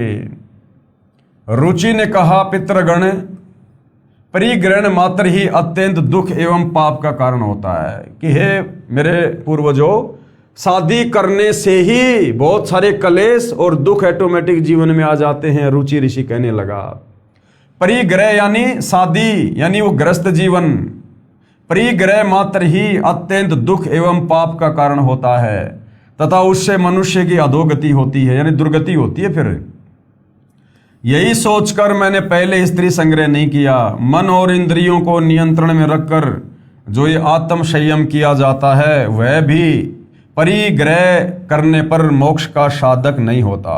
ममता रूप कीचड़ में सना हुआ होने पर भी आत्मा को परिग्रह शून्य चित्त रूपी जल से प्रतिदिन धोया जाता है, वह श्रेष्ठ प्रयत्न है। जितेंद्रिय विद्वानों को चाहिए कि वे अनेक जन्मों द्वारा संचित कर्म रूपी पड़ में सने हुए आत्मा का सदा सना रूपी जल से प्रक्षालन करें। पितर बोले, बेटा, जितेंद्रिय होकर आत्मा का प्रक्षालन करना उचित ही है, यानी आत्मा का मोक्ष करवाना अपनी इंद्रियों पर काबू करके बहुत अच्छी बात है। किंतु तुम जिस मार्ग पर चल रहे हो वह मोक्ष का मार्ग है। कि रुचि ऋषि, तूने जो शादी वादी नहीं करवाई है ना, और जो तू ये वेदों के अनुसार भक्ति कर रहा है, श्राद्ध वगैरह नहीं कर रहा है, बेटा ये वास्तव में मोक्ष का मार्ग है। अरे तो बेचारे को मोक्ष प्राप्त करने दो भाई, क्यों फिर उसको शास्त्र विरुद्ध साधना में लगा रहे हो, क्यों उसे श्राद्ध निकलवा रहे हो। किंतु फलेच्छा रहित दान और शुभाशुभ के उपभोग से भी पूर्वकृत अशुभ कर्म दूर होता है। इसी प्रकार दया भाव से प्रेरित होकर जो कर्म किया जाता है वह बंधन कारक नहीं होता। फल कामना से रहित कर्म भी बंधन में नहीं डालता। पूर्व जन्म में किया हुआ मानवों का शुभाशुभ कर्म सुख दुखमय भोगों के रूप में प्रतिदिन भोगने पर ही क्षीण होता है। इस प्रकार विद्वान पुरुष आत्मा का प्रक्षालन करते हैं और उनकी बंधनों से रक्षा करते हैं। ऐसा करने से वह अविवेक के कारण पाप रूपी कीचड़ में नहीं फंसता। रुचि ने पूछा, पितामहों यानी हे मेरे पूर्वजों, वेद में कर्म मार्ग को अविद्या कहा गया है, फिर क्यों आप लोग मुझे उस मार्ग में लगा रहे हो। रुचि ऋषि ने कहा कि हे मेरे पूर्वजों, ये रुचि ऋषि है और अपने पूर्वजों से कह रहा है कि हे मेरे पूर्वजों, वेदों में तो इस कर्म मार्ग को, इस कर्म कांड को अविद्या यानी मूर्खों की पूजा कहा है, फिर आप मुझे ऐसे घटिया कर्म में क्यों लगा रहे हो। तो पूर्वज क्या बोले, पितर बोले, ये सत्य है कि कर्म को अविद्या ही कहा गया है, इसमें तनिक भी मिथ्या नहीं है। फिर भी इतना तो निश्चित है कि उस विद्या की प्राप्ति में कर्म ही कारण है। विहित कर्म का पालन न करके जो अधम मनुष्य संयम करते हैं वह संयम अंत में मोक्ष की प्राप्ति नहीं कराता, अपितु अधोगति में ले जाने वाला होता है। वत्स, तुम तो समझते हो कि मैं आत्मा का प्रक्षालन करता हूँ, किंतु वास्तव में तुम शास्त्र विहित कर्मों के न करने के कारण पापों से दग्ध हो रहे हो, यानी उसको डरा रहे हो, उसको भयभीत कर रहे हैं ताकि वो श्राद्ध निकाले और हमारी भूख शांत हो। कर्म अविद्या होने पर भी विधि के पालन द्वारा शोधे हुए विष की भांति मनुष्यों का उपकार करने वाला ही होता है। इसके विपरीत वह विद्या भी विधि की अवहेलना से निश्चय ही हमारे बंधन का कारण बन जाती है। अतः वत्स यानी हे बेटा, तुम विधि पूर्वक स्त्री संग्रह करो। बेटा तू शादी करवा, विषय वासनाओं के चक्कर में पड़ जा, अपना जीवन बर्बाद कर। ऐसा ना हो कि इस लोक का,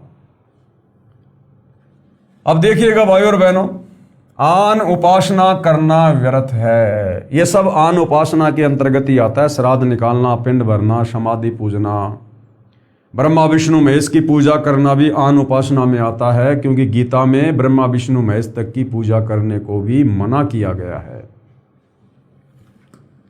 श्री कृष्ण जी के वकील मूर्ति पूजा करने की राय देते हैं, ये काल ब्रह्म द्वारा दिया गलत ज्ञान है जो वेदों व गीता के विरुद्ध साधना होने से व्यर्थ है। सूक्ष्म वेद यानी तत्व ज्ञान में, सूक्ष्म वेद यानी पांचवा वेद, सूक्ष्म वेद में कबीर परमेश्वर जी ने आन उपासना निषेध बताया। उपासना का अर्थ है अपने इष्ट देव के निकट जाना, यानी इष्ट को प्राप्त करने के लिए की जाने वाली तड़फ, दूसरे शब्दों में पूजा करना। आन उपासना वह पूजा है जो शास्त्रों में वर्णित नहीं है। मूर्ति पूजा आन उपासना है। इस विषय पर सूक्ष्म वेद में कबीर साहिब ने इस प्रकार स्पष्ट किया है। कैसे? कबीर, पत्थर पूजे हरि मिले तो मैं पूजूं पहाड़, और इससे तो चक्की बली जो पीस खाए संसार। वेद पढ़े पर भेद न जाने और बाचे पुराण 18, और पत्थर की पूजा करे ये भूल गए सिरजनहारा। शब्दार्थ, किसी देव की पत्थर की मूर्ति बनाकर उसकी पूजा करते हैं जो शास्त्रों के विरुद्ध है, जिससे कुछ लाभ नहीं होता। कबीर परमेश्वर जी ने कहा है कि यदि एक छोटे पत्थर यानी देवता की प्रतिमा को पूजने से परमात्मा प्राप्ति होती हो तो मैं तो पहाड़ की पूजा कर लूं ताकि शीघ्र ही मोक्ष मिले, परंतु ये मूर्ति पूजा व्यर्थ है। इस मूर्ति वाले पत्थर से तो घर में रखी आटा पीसने वाली पत्थर की चक्की भी लाभदायक है, जिससे गेहूं पीसकर आटा बनाकर सब भोजन बनाकर खा रहे हैं। वो पत्थर की देवता वाली मूर्ति तो वो चक्की वाला काम भी नहीं कर सकती। चक्की वाला काम व्यर्थ में आपका समय, श्वास और धन ही बर्बाद करेगी। वेदों व पुराणों का यथार्थ ज्ञान ना होने के कारण हिंदू धर्म के धर्मगुरु पढ़ते हैं वेद, पुराण और गीता, परंतु पूजा मनमाना आचरण करके करता तथा करवाते हैं। पत्थर की मूर्ति व शिवलिंग बनवाकर पूजा करते तथा अनुयायियों से करवाते हैं। इनको सृजनहार यानी परम अक्षर ब्रह्म का ज्ञान ही नहीं है, जिसने सारी सृष्टि को रचा है, सर्जन किया है। उसको ना पूजकर अन्य देवी देवताओं की पूजा तथा उन्हीं की काल्पनिक मूर्ति पत्थर की बनाकर पूजा का विधान लोकवेद यानी दंत कथा के आधार से बनाकर यथार्थ परमात्मा को भूल गए हैं। उस परमेश्वर यानी तत्व ब्रह्म जो गीता अध्याय 8 श्लोक नंबर 3 में जिस तत्व ब्रह्म का जिक्र है, उस तत्व ब्रह्म यानी परम अक्षर ब्रह्म की भक्ति विधि का भी ज्ञान नहीं है। किनको? इन नादान हिंदू धर्म गुरुओं को। विवेक से काम लेते हैं। क्या कह रहे हैं कबीर जी के वकील सतगुरु रामपाल जी कि थोड़ा विवेक का इस्तेमाल करो। परमात्मा कबीर जी ने समझाने की कोशिश की है कि आप जी को आम का फल खाने की इच्छा हुई। किसी ने आपको बताया कि यह पत्थर की मूर्ति आम के फल की है। आम के फल के ढेर सारे गुण बताए। आप जी उस आम के फल के गुण तो उसको खाकर प्राप्त कर सकते हैं जो आम की मूर्ति पत्थर की बनी है। उससे आम वाला लाभ प्राप्त नहीं कर सकते। आप जी को आम का फल चाहिए। उसकी यथार्थ विधि है कि पहले मजदूरी नौकरी करके धन प्राप्त करो, फिर बाजार में जाकर आम के फल विक्रेता को खोजो, फिर वह वांछित वस्तु मिलेगी। इसी प्रकार जिस भी देव के गुणों से प्रभावित होकर उससे लाभ लेने के लिए आप प्रयत्नशील हैं, उससे लाभ की प्राप्ति उसकी मूर्ति से नहीं हो सकती। जिस प्रकार आपको आम खाना है, किसी ने आपको आम की महिमा बता दी कि आम बड़ा मीठा होता है, बड़ा स्वादिष्ट होता है, फलों का राजा होता है। किसी ने आम के गुणों की महिमा बताई, आपके अंदर आम खाने की इच्छा जो है वो प्रबल हुई। अब क्या करोगे? आप आम की खोज करोगे, और उस खोज में कोई नादान व्यक्ति आपको आम की एक पत्थर की मूर्ति उठा के दे दे। जिस प्रकार आजकल जो फल विक्रेता हैं वो आम, सेब, अंगूर, इनकी वो प्लास्टिक के या पत्थर के आम वगैरह, केला वगैरह वो रखते हैं, वो बना बना के लोगों को आकर्षित करने के लिए। यदि कोई आम की पत्थर की मूर्ति आपको उठा के दे दे तो क्या जो गुण आम के अंदर हैं, जो मिठास, जो स्वाद रियल आम को खाने से मिलता है, क्या उस पत्थर की मूर्ति को खाने से या चाटने से मिल जाएगा आपको? बिल्कुल भी नहीं मिलेगा। उस पत्थर की, आम की या सेब की मूर्ति को देखकर आपको आम खाने की लालसा प्रकट होगी, आपको आम खाने की इच्छा प्रकट होगी, लेकिन उसी पत्थर की मूर्ति को खाने से आपको आम वाला स्वाद नहीं मिल सकता। तो इसी प्रकार ये जो देवी देवता हैं, इनकी पत्थर की मूर्तियां हैं, इनके विषय में कोई हमें बताता है कि ये भगवान विष्णु है, ये भगवान फलाना है, और इन्होंने अपने अपने जीवन काल में ऐसे ऐसे कार्य किए, ये इतने बड़े महापुरुष थे। तो उनकी वो कथाएं सुनकर, जो उन्होंने अपने जीवन काल में अच्छे कार्य किए, उन कार्यों की प्रशंसा सुनकर हमारी इच्छा बनेगी कि हम इनकी भक्ति करें, और उस भक्ति के नाम पर कोई हमें उनकी मूर्ति थमा दे और उस मूर्ति की हम पूजा करने लग जाएं, अपने घर पे रख के या मंदिर में रख के, तो उस मूर्ति की पूजा से उस भगवान के गुण ना तो हमारे अंदर आएंगे और ना हमें उस भगवान की भक्ति का कोई लाभ मिलेगा। उसके लिए क्या करना होगा? यदि ओरिजिनल आम खाना है तो उसके लिए सबसे पहले हमने मेहनत मजदूरी करनी पड़ेगी, 100-200 रुपये अपनी जेब में डालने पड़ेंगे। फिर जहां पर वो ओरिजिनल आम मिलता है, उस आम विक्रेता के पास जाना पड़ेगा, वो पैसे उसको दो, बदले में आम खरीदो, उसके बाद आप जी आम खाओ, आपको स्वाद आएगा। तो इसी प्रकार गीता अध्याय 4 श्लोक नंबर 34 के अनुसार कि अर्जुन, यदि तुझे भक्ति का लाभ उठाना है, भक्ति का रस चखना है, परमात्मा प्राप्त करना है, मोक्ष प्राप्त करना है, तो भाई किसी फल विक्रेता यानी तत्वदर्शी संत की खोज कर और उस तत्वदर्शी संत के बताए अनुसार भक्ति साधना कर। उसके बाद तुझे उस परमात्मा की प्राप्ति होगी, उस परमेश्वर की प्राप्ति होगी। उसकी विधि शास्त्रों में वर्णित है, वह अपनाएं तथा मजदूरी यानी साधना करके भक्ति धन संग्रह करें। फिर वृक्ष की शाखा रूपी देव आप जी को मन वांछित फल आपके भक्ति कर्म के आधार से देंगे। ये संसार रूपी वृक्ष की शाखा कौन है? ये ब्रह्मा विष्णु महेश। जब आप पूर्ण परमेश्वर की भक्ति रूपी वृक्ष की जड़ की पूजा करेंगे, मूल की पूजा करेंगे, कबीर परमेश्वर की पूजा करेंगे, तत्वदर्शी संत से उपदेश प्राप्त करके, तो आपके संस्कार बनेंगे और उन्हीं संस्कारों के आधार से, क्योंकि जड़ से खुराक कहाँ आती है? टहनियों में जाती है और टहनियों के फल लगते हैं। तो जब हम भक्ति रूपी वृक्ष की जड़ परम अक्षर ब्रह्म तत् ब्रह्म कबीर देव की पूजा करेंगे, तो हमारे संस्कार बनकर इन्हीं ब्रह्मा विष्णु महेश के पास में आएंगे और यही ब्रह्मा विष्णु महेश फिर हमें मन वांछित फल देंगे भक्ति का। इस विधि से हमें लाभ होगा।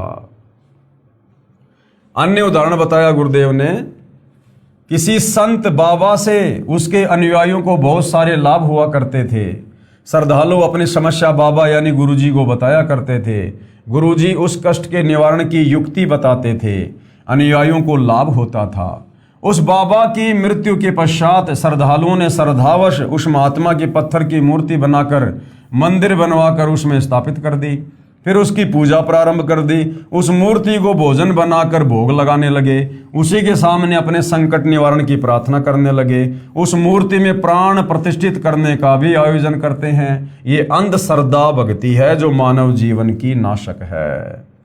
अब इसको और अच्छे से कैसे समझा रहे हैं पूज्य गुरुदेव भगवान?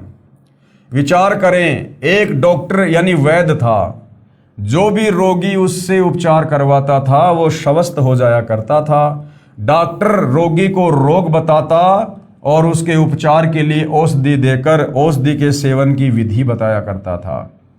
साथ में किन किन वस्तुओं का सेवन करें, किन का ना करें, सब हिदायत देता था। इस प्रकार उपचार से रोगी स्वस्थ हो जाया करते थे, जिस कारण से वह डॉक्टर उस क्षेत्र के व्यक्तियों में आदरणीय बना था। उसकी प्रसिद्धि दूर दूर तक थी। यदि उस डॉक्टर की मृत्यु के पश्चात उसकी पत्थर की मूर्ति बनाकर, मंदिर बनाकर, प्राण प्रतिष्ठित करवाकर स्थापित कर दी जाए, फिर उसके सामने रोगी खड़ा होकर अपने रोग के उपचार के लिए प्रार्थना करे, तो क्या वह पत्थर बोलेगा? क्या पहले जीवित रहते की तरह औषधि सेवन विधि तथा परहेज बताएगा? नहीं, बिल्कुल नहीं। उन रोगियों को उसी जैसा अनुभवी डॉक्टर खोजना होगा जो जीवित हो, पत्थर की मूर्ति से उपचार की इच्छा करने वाले अपने जीवन के साथ धोखा करेंगे। वे बिल्कुल भोले या बालक बुद्धि के हो सकते हैं। ठीक इसी प्रकार वर्तमान में किसी भी धर्म में, किसी भी समाज में जिन महापुरुषों के नाम पर मंदिर बना रखे हैं, गुरुद्वारे बना रखे हैं, मस्जिदें बना रखी है, चर्च बना रखे हैं, सोने की, चांदी की, धातु की या पत्थर की मूर्ति लगा रखी है, फोटोएं लगा रखी हैं, वो महापुरुष वर्तमान में धरती पर नहीं है, शरीर छोड़ के जा चुके हैं। और अब पीछे से हम उनके मंदिर बनाकर, मूर्तियां बनाकर पूजा करते हैं, मत्था टेकते हैं, उनसे लाभ इच्छा प्राप्ति के लिए तरह तरह की याचना करते हैं, चढ़ावा चढ़ाते हैं, भोग लगाते हैं। तो कहने का मतलब है अब वो शास्त्र विरुद्ध साधना बनकर रह गई है। केवल शास्त्र विरुद्ध साधना, उस पूजा के करने से, इस विधि से हमें परमात्मा से कोई लाभ किसी प्रकार का नहीं मिलेगा। जब वो महापुरुष पृथ्वी पर थे, जीवित थे, और जैसे भी भक्ति साधना उनके पास में थी, उस समय जिन जिन लोगों ने लाभ प्राप्त किया तो किया, उस महापुरुष के मरने के बाद फिर उसकी पत्थर की मूर्ति बनाकर पूजना वैसा ही है जैसे डॉक्टर के मरने के बाद उसकी मूर्ति बनाकर और उस मूर्ति के आगे खड़े होकर अपने रोग के कष्ट के लिए प्रार्थना करना मूर्खता होती है। इसलिए भाइयों और बहनों, हमने जीवित संत को खोजना होगा, और जीवित संत भी वो चाहिए जो गीता अध्याय 4 श्लोक 34 के अनुसार तत्वदर्शी हो। और तत्वदर्शी संत की भूमिका में वो कबीर परमात्मा खुद ही धरती पर प्रकट होकर ये बात बताता है। उस एकमात्र पूर्ण परमेश्वर के अलावा, परम अक्षर ब्रह्म के अलावा, कबीर देव के अलावा इस पृथ्वी में, इस सृष्टि में कोई भी संत महात्मा व्यक्ति तत्वदर्शी संत की भूमिका नहीं निभा सकता है। इसलिए वर्तमान में इस पृथ्वी पर एकमात्र तत्वदर्शी संत सतगुरु रामपाल जी हैं, और सतगुरु रामपाल जी के पास ही जन्म और मरण को समाप्त करने की औषधि है, जड़ी बूटी है, भक्ति विधि है, शास्त्र अनुकूल साधना है। दूसरा, आप जो भी प्रयत्न करोगे, जहां भी जाओगे, चाहे कोई साधु संत महात्मा आचार्य शंकराचार्य कितना ही वेल नोन क्यों ना हो, उसके पास में जन्म मरण का रोग समाप्त करने की औषधि नहीं है। वो क्या है? वे तो बिल्कुल भोले या बालक बुद्धि के हो सकते हैं। एक बात और विशेष विचारणीय है कि जो व्यक्ति कहते हैं कि मूर्ति में प्राण प्रतिष्ठित कर देने से मूर्ति सजीव मानी जाती है, यदि मूर्ति में प्राण यानी जीवन श्वास डाल दिए हैं तो उसे आपके साथ बातें भी करनी चाहिए। अगर आपने मूर्ति में प्राण डाल दिए तो प्राण डालने के बाद तो फिर मूर्ति ने आपसे बात करनी चाहिए भाई, क्योंकि आपने उसमें प्राण डाल दिए, मूर्ति जीवित हो गई, सजीव हो गई। फिर वो मूर्ति आपसे बात क्यों नहीं कर रही? आपकी शंकाओं का समाधान क्यों नहीं कर रही? तो ये भी आप और हमें मूर्ख बनाया जाता है। भ्रमण के लिए भी जाना चाहिए। जब प्राण डाल दिए तो मूर्ति ने फिर घूमने के लिए भी जाना चाहिए सुबह शाम, और भोजन भी खाना चाहिए। ऐसा प्राण प्रतिष्ठित कोई भी मूर्ति नहीं करती है। इससे सिद्ध हुआ कि ये अंध श्रद्धा भक्ति के अतिरिक्त कुछ भी नहीं है। अब ये शिवलिंग पूजा क्या है जिसके ऊपर ये नादान हिंदू समाज पूरी तरह से इन नादान धर्म गुरुओं के बहकाव में आकर समर्पित है? शिवलिंग पूजा जो अपने धर्मगुरुओं द्वारा बताई गई धार्मिक साधना कर रहे हैं, वे पूर्ण रूप से संतुष्ट हैं कि यह साधना सही है, इसलिए वे अंधविश्वास यानी ब्लाइंड फेथ किए हुए हैं। इस शिवलिंग पर प्रकाश डालते हुए मुझे अत्यंत दुख व शर्म का एहसास हो रहा है। लेखक सतगुरु रामपाल जी क्या कह रहे हैं कि जो शिवलिंग पूजा है ना हिंदू समाज में, ये इतनी घटिया और बेहुदा साधना है। इस शिवलिंग की शुरुआत कैसे हुई, इसके ऊपर आप लोगों को ज्ञान देते हुए भी मुझे शर्म आ रही है, शर्म। परंतु अंधविश्वास को समाप्त करने के लिए प्रकाश डालना अनिवार्य तथा मजबूरी है। शिवलिंग क्या है? यह शिव जी की पेशाब इंद्री है। शिवलिंग क्या है? शिव जी की पेशाब इंद्री, यानी भगवान शंकर का यह प्राइवेट पार्ट है, प्राइवेट पार्ट है। शिवलिंग के चित्र में देखने से स्पष्ट होता है कि शिव का लिंग यानी प्राइवेट पार्ट, और स्त्री की लिंगी यानी शिवलिंग के नीचे जो और एक पार्ट होता है वो क्या है, वो स्त्री की लिंगी है, यानी पेशाब इंद्री यानी योनि में वो प्रविष्ट है। और इसकी पूजा हिंदू श्रद्धालु कर रहे हैं। शर्म की बात है, शर्म की बात। अब शिवलिंग की पूजा कैसे प्रारंभ हुई, आपको धर्मशास्त्रों से भी पहले इसी पवित्र पुस्तक से प्रमाणित कर दिया गया है। शिवलिंग की पूजा कैसे प्रारंभ हुई।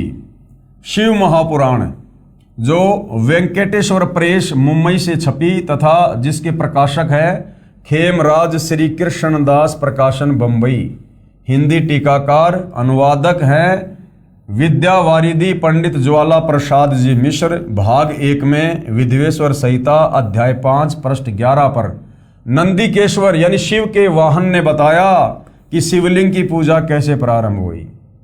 अब सतगुरु रामपाल जी के ऊपर दोषारोपण मत करना कि ये शिवलिंग क्या है, शिवलिंग की पूजा कैसे शुरू हुई, ये शास्त्रों के विरुद्ध है या शास्त्रों के अनुसार है। हमारे ही धर्म ग्रंथ में श्री शिव महापुराण में लिखा हुआ है। और भगवान शंकर के वाहन नांदिया बैल जिनको नंदीकेश्वर कहते हैं वो खुद बता रहे हैं। विधवेश्वर संहिता अध्याय 5 श्लोक 27 और 30, पूर्व काल में यानी बहुत समय पहले जो पहला कल्प जो लोक में विख्यात है, उस समय महात्मा ब्रह्मा और विष्णु का परस्पर युद्ध हुआ। नंदीकेश्वर क्या कह रहे हैं कि पूर्व काल में एक बार भगवान विष्णु और भगवान ब्रह्मा जी का यानी इन दोनों भगवानों का, दोनों देवताओं का आपस में झगड़ा हो गया, युद्ध हो गया इनका। उनके मान को दूर करने को उनके बीच में उन निष्कल परमात्मा ने यानी काल ने, ज्योति निरंजन ने स्तंभ रूप अपना स्वरूप दिखाया। वो किस बात को लेकर लड़ रहे थे। ब्रह्मा जी बोला मैं तेरा बाप यानी मैं सारी सृष्टि का मालिक स्वामी। विष्णु जी बोला कि मैं तेरा बाप, मैं हूं सारी सृष्टि का मालिक। इस बात को लेकर दोनों में झगड़ा हो गया भयंकर।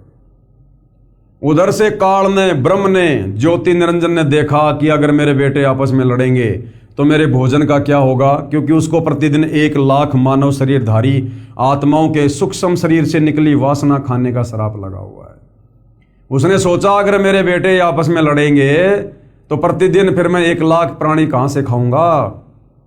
और उनको अहंकार हो गया था दोनों को कि मैं भगवान, मैं भगवान। तो उनके अहंकार को भी दूर करना था कि ब्रह्मा और विष्णु तुम भगवान नहीं हो। उस काल ने क्या किया, वो खुद तो अपने ओरिजिनल काल रूप में आता नहीं है क्योंकि उसको श्राप लगा हुआ है। उसने सौगंध खा रखी है कि मैं अपने वास्तविक काल रूप में किसी को दर्शन नहीं दूंगा।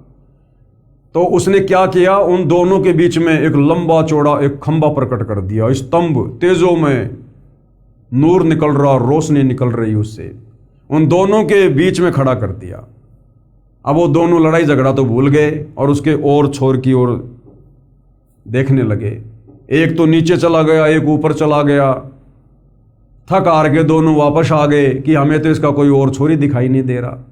उसके बाद वहां पर ये काल प्रकट हो जाता, फिर अपने तीसरे पुत्र शंकर का रूप बनाकर, क्योंकि खुद के रूप में तो ये आ नहीं सकता, अपने तीसरे बेटे शंकर का रूप बनाकर फिर वहां प्रकट हो गया और अपनी पत्नी दुर्गा को पार्वती रूप बनाकर अपने साथ में लेके खड़ा हो गया। और क्या कुछ कहा। उस समय महात्मा ब्रह्मा और विष्णु का आपस में युद्ध हुआ। उनके अभिमान को दूर करने को कि मैं भगवान, मैं भगवान, उनके इस अभिमान को दूर करने को उनके बीच में उन निष्कल परमात्मा ने, कौन है ये निष्कल परमात्मा, ये काल ज्योति निरंजन, स्तंभ रूप अपना स्वरूप दिखाया। तब जगत के हित की इच्छा से निर्गुण शिव ने यानी उस काल ने उस तेजोमय स्तंभ से अपने लिंग आकार का स्वरूप दिखाया।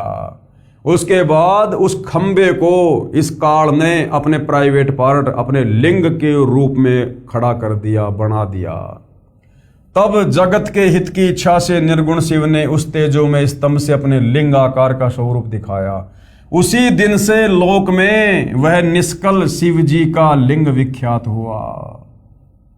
अब जिसको शिवलिंग कहते हैं ना, वो इस त्रिलोकीय शिव जी का प्राइवेट पार्ट नहीं है। वो काल, ये ब्रह्मा विष्णु महेश का पिता जो अपने पुत्रों का रूप बनाकर दर्शन देता रहता है, ये उसकी चालबाजी है, उसका षड्यंत्र है। आप और हमें शास्त्र अनुकूल साधना से नीचे गिराने के लिए, पाखंड फैलाने के लिए, क्योंकि वो नहीं चाहता कि कोई भी प्राणी शास्त्रों के अनुसार साधना करके मेरे 21 ब्रह्मांड से बाहर निकल जाए, मोक्ष करवा ले, क्योंकि आप और हम सब उसका भोजन हैं और अपने भोजन को अपने अधिकार क्षेत्र से बाहर कौन निकलने देगा। विद्वेश्वर संहिता पेज नंबर 18 अध्याय 9 श्लोक 40 और 43 है। इससे मैं अज्ञात स्वरूप हूं। काल क्या बोला? इससे मैं अज्ञात स्वरूप हूं, पीछे तुम्हें दर्शन के निमित्त साक्षात ईश्वर, तक्षण ही मैं सगुण रूप हुआ हूं। मेरे ईश्वर रूप को शकल तो जानो, और ये निष्कल स्तंभ ब्रह्म का बोधक है, यानी काल का ये बोधक है। लिंग लक्षण होने से ये मेरा लिंग स्वरूप निर्गुण होगा। इस कारण हे पुत्रो, ब्रह्मा और विष्णु को क्या कह रहा है? हे पुत्रो, यानी वो कौन है? काल ब्रह्म, ज्योति निरंजन ब्रह्मा विष्णु महेश का वो पिता है। इसलिए कह रहा कि हे बेटो, तुम नित्य इसकी अर्चना करना, इस मेरे प्राइवेट पार्ट की, इस लिंग की तुम पूजा करना। अब विचार करने की बात है भाई और बहनों, जब ब्रह्मा विष्णु महेश भी शिवलिंग की पूजा में अटके हुए हैं, काल साधना में अटके हुए हैं, ब्रह्मा जी पढ़ते हैं वेदों को और पूजा करते हैं शिवलिंग की। क्या वेदों में और गीता में कहीं लिंग पूजना लिखा है कहीं?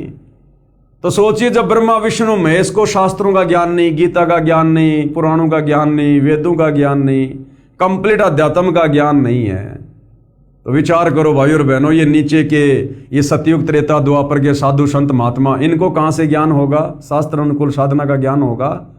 और जब उनको ज्ञान नहीं, तो ये वर्तमान वाले धर्म गुरु, ये तो वैसे ठग हैं, ठग। इनका तो कोई आचार विचार ही नहीं है, तो इनके पास में शास्त्र अनुकूल साधना कहां से होगी? इसलिए शास्त्र अनुकूल साधना देकर आत्मा का कल्याण करवाने के लिए वो कबीर परमेश्वर, वो परम अक्षर ब्रह्म सतलोक से चलकर गति करके इस पृथ्वी पर तत्वदर्शी संत के रूप में प्रकट होते हैं। इस कारण हे पुत्रो, तुम नित्य इसकी अर्चना करना। ये सदा मेरी आत्मा रूप है और मेरी निकटता का कारण है। लिंग और लिंगी के अभेद से ये महत्व नित्य पूजनीय है। और ये देखिए अपनी आंखों से पेश है शिव पुराण के विद्वेश्वर संहिता के अध्याय 5 श्लोक 27-30 व अध्याय 9 श्लोक 40 व 43 की फोटो कॉपी। ये आपको 2-3 बार दिखा दी गई है। आपको ऊपर भी सब कुछ ये बताया गया है। देखो क्या लिखा है, हे योगेंद्र, मैं उस लिंग विभ्रिक का लक्षण सुनता हूं।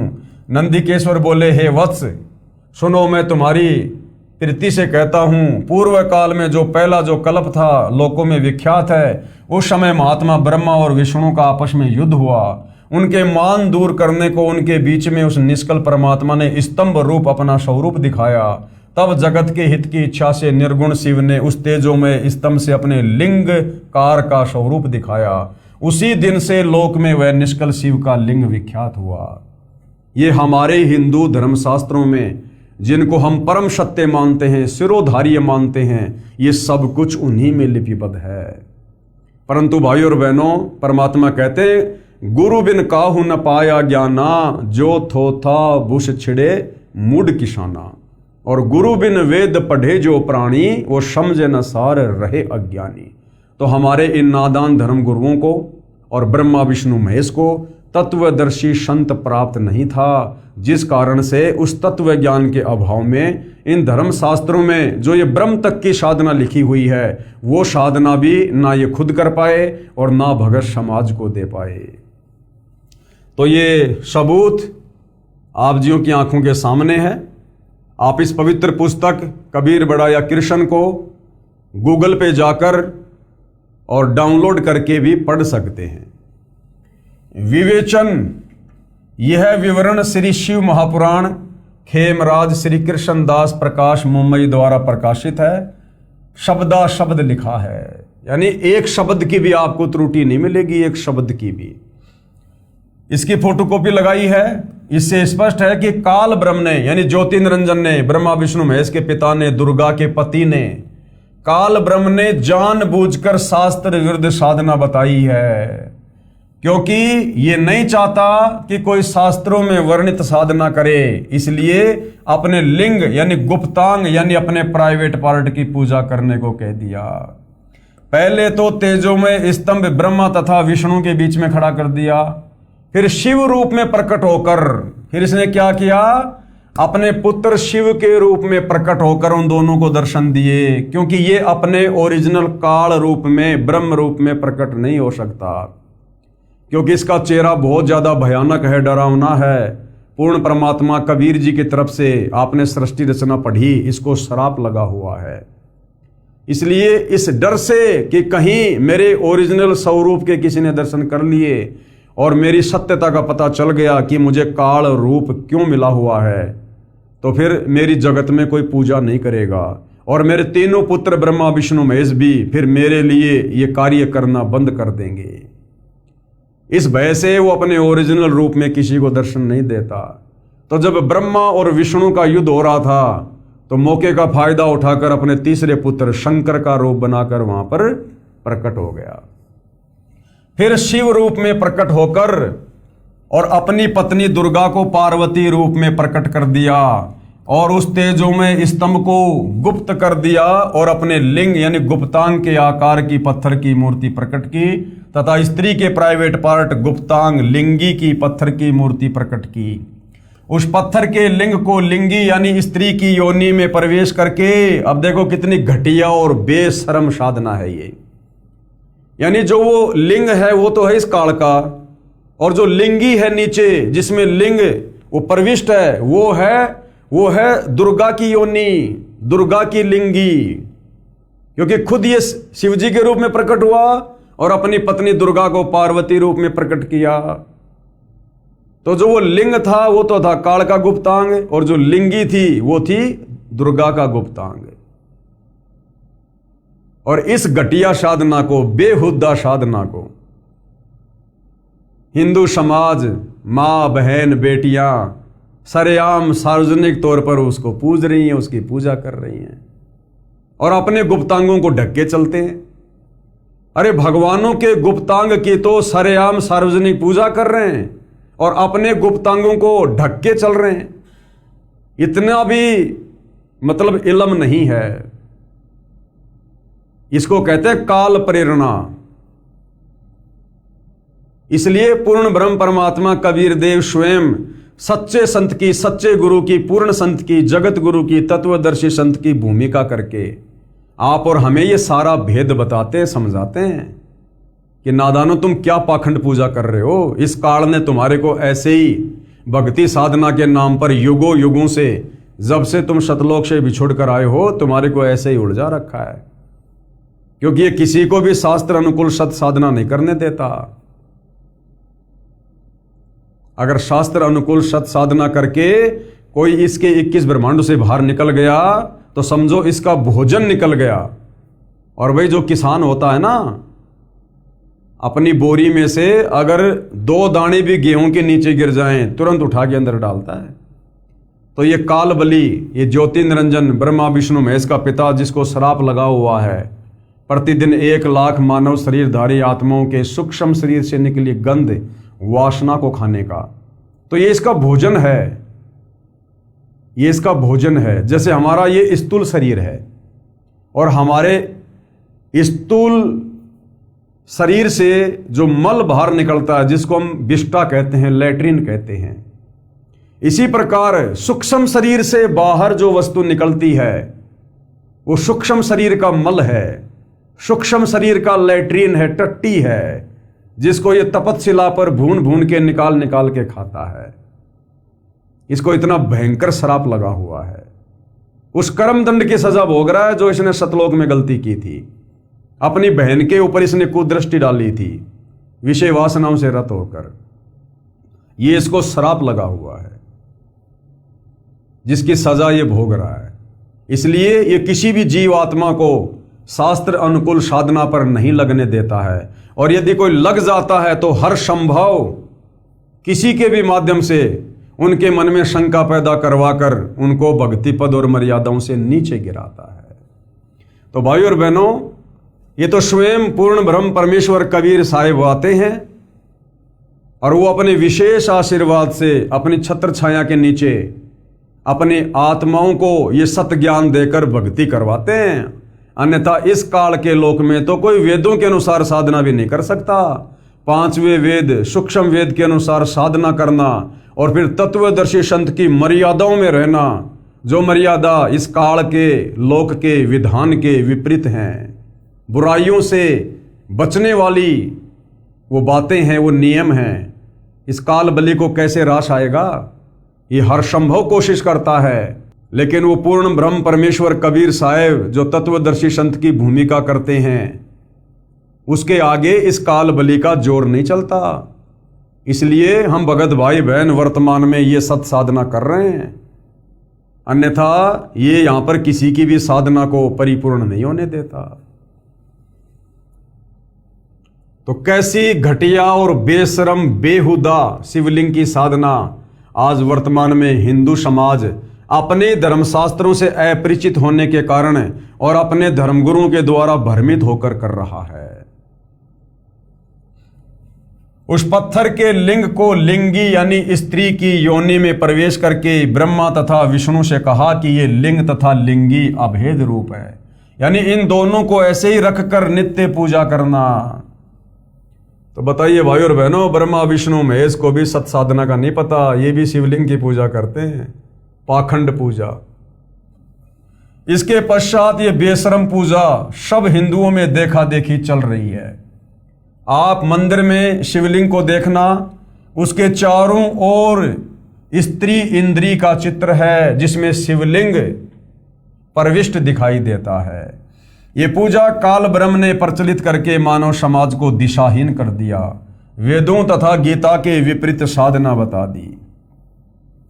आप जिन्हें ऊपर शिव पुराण भाग 1 में विद्वेश्वर संहिता के पेज नंबर 11 पर अध्याय 5 श्लोक 27 और 30 में पढ़ा कि शिव ने जो तेजों में स्तंभ खड़ा किया था, फिर उस स्तंभ को गुप्त करके पत्थर को अपने लिंग यानी गुप्तांग का आकार दे दिया और बोला कि इसकी पूजा किया करो।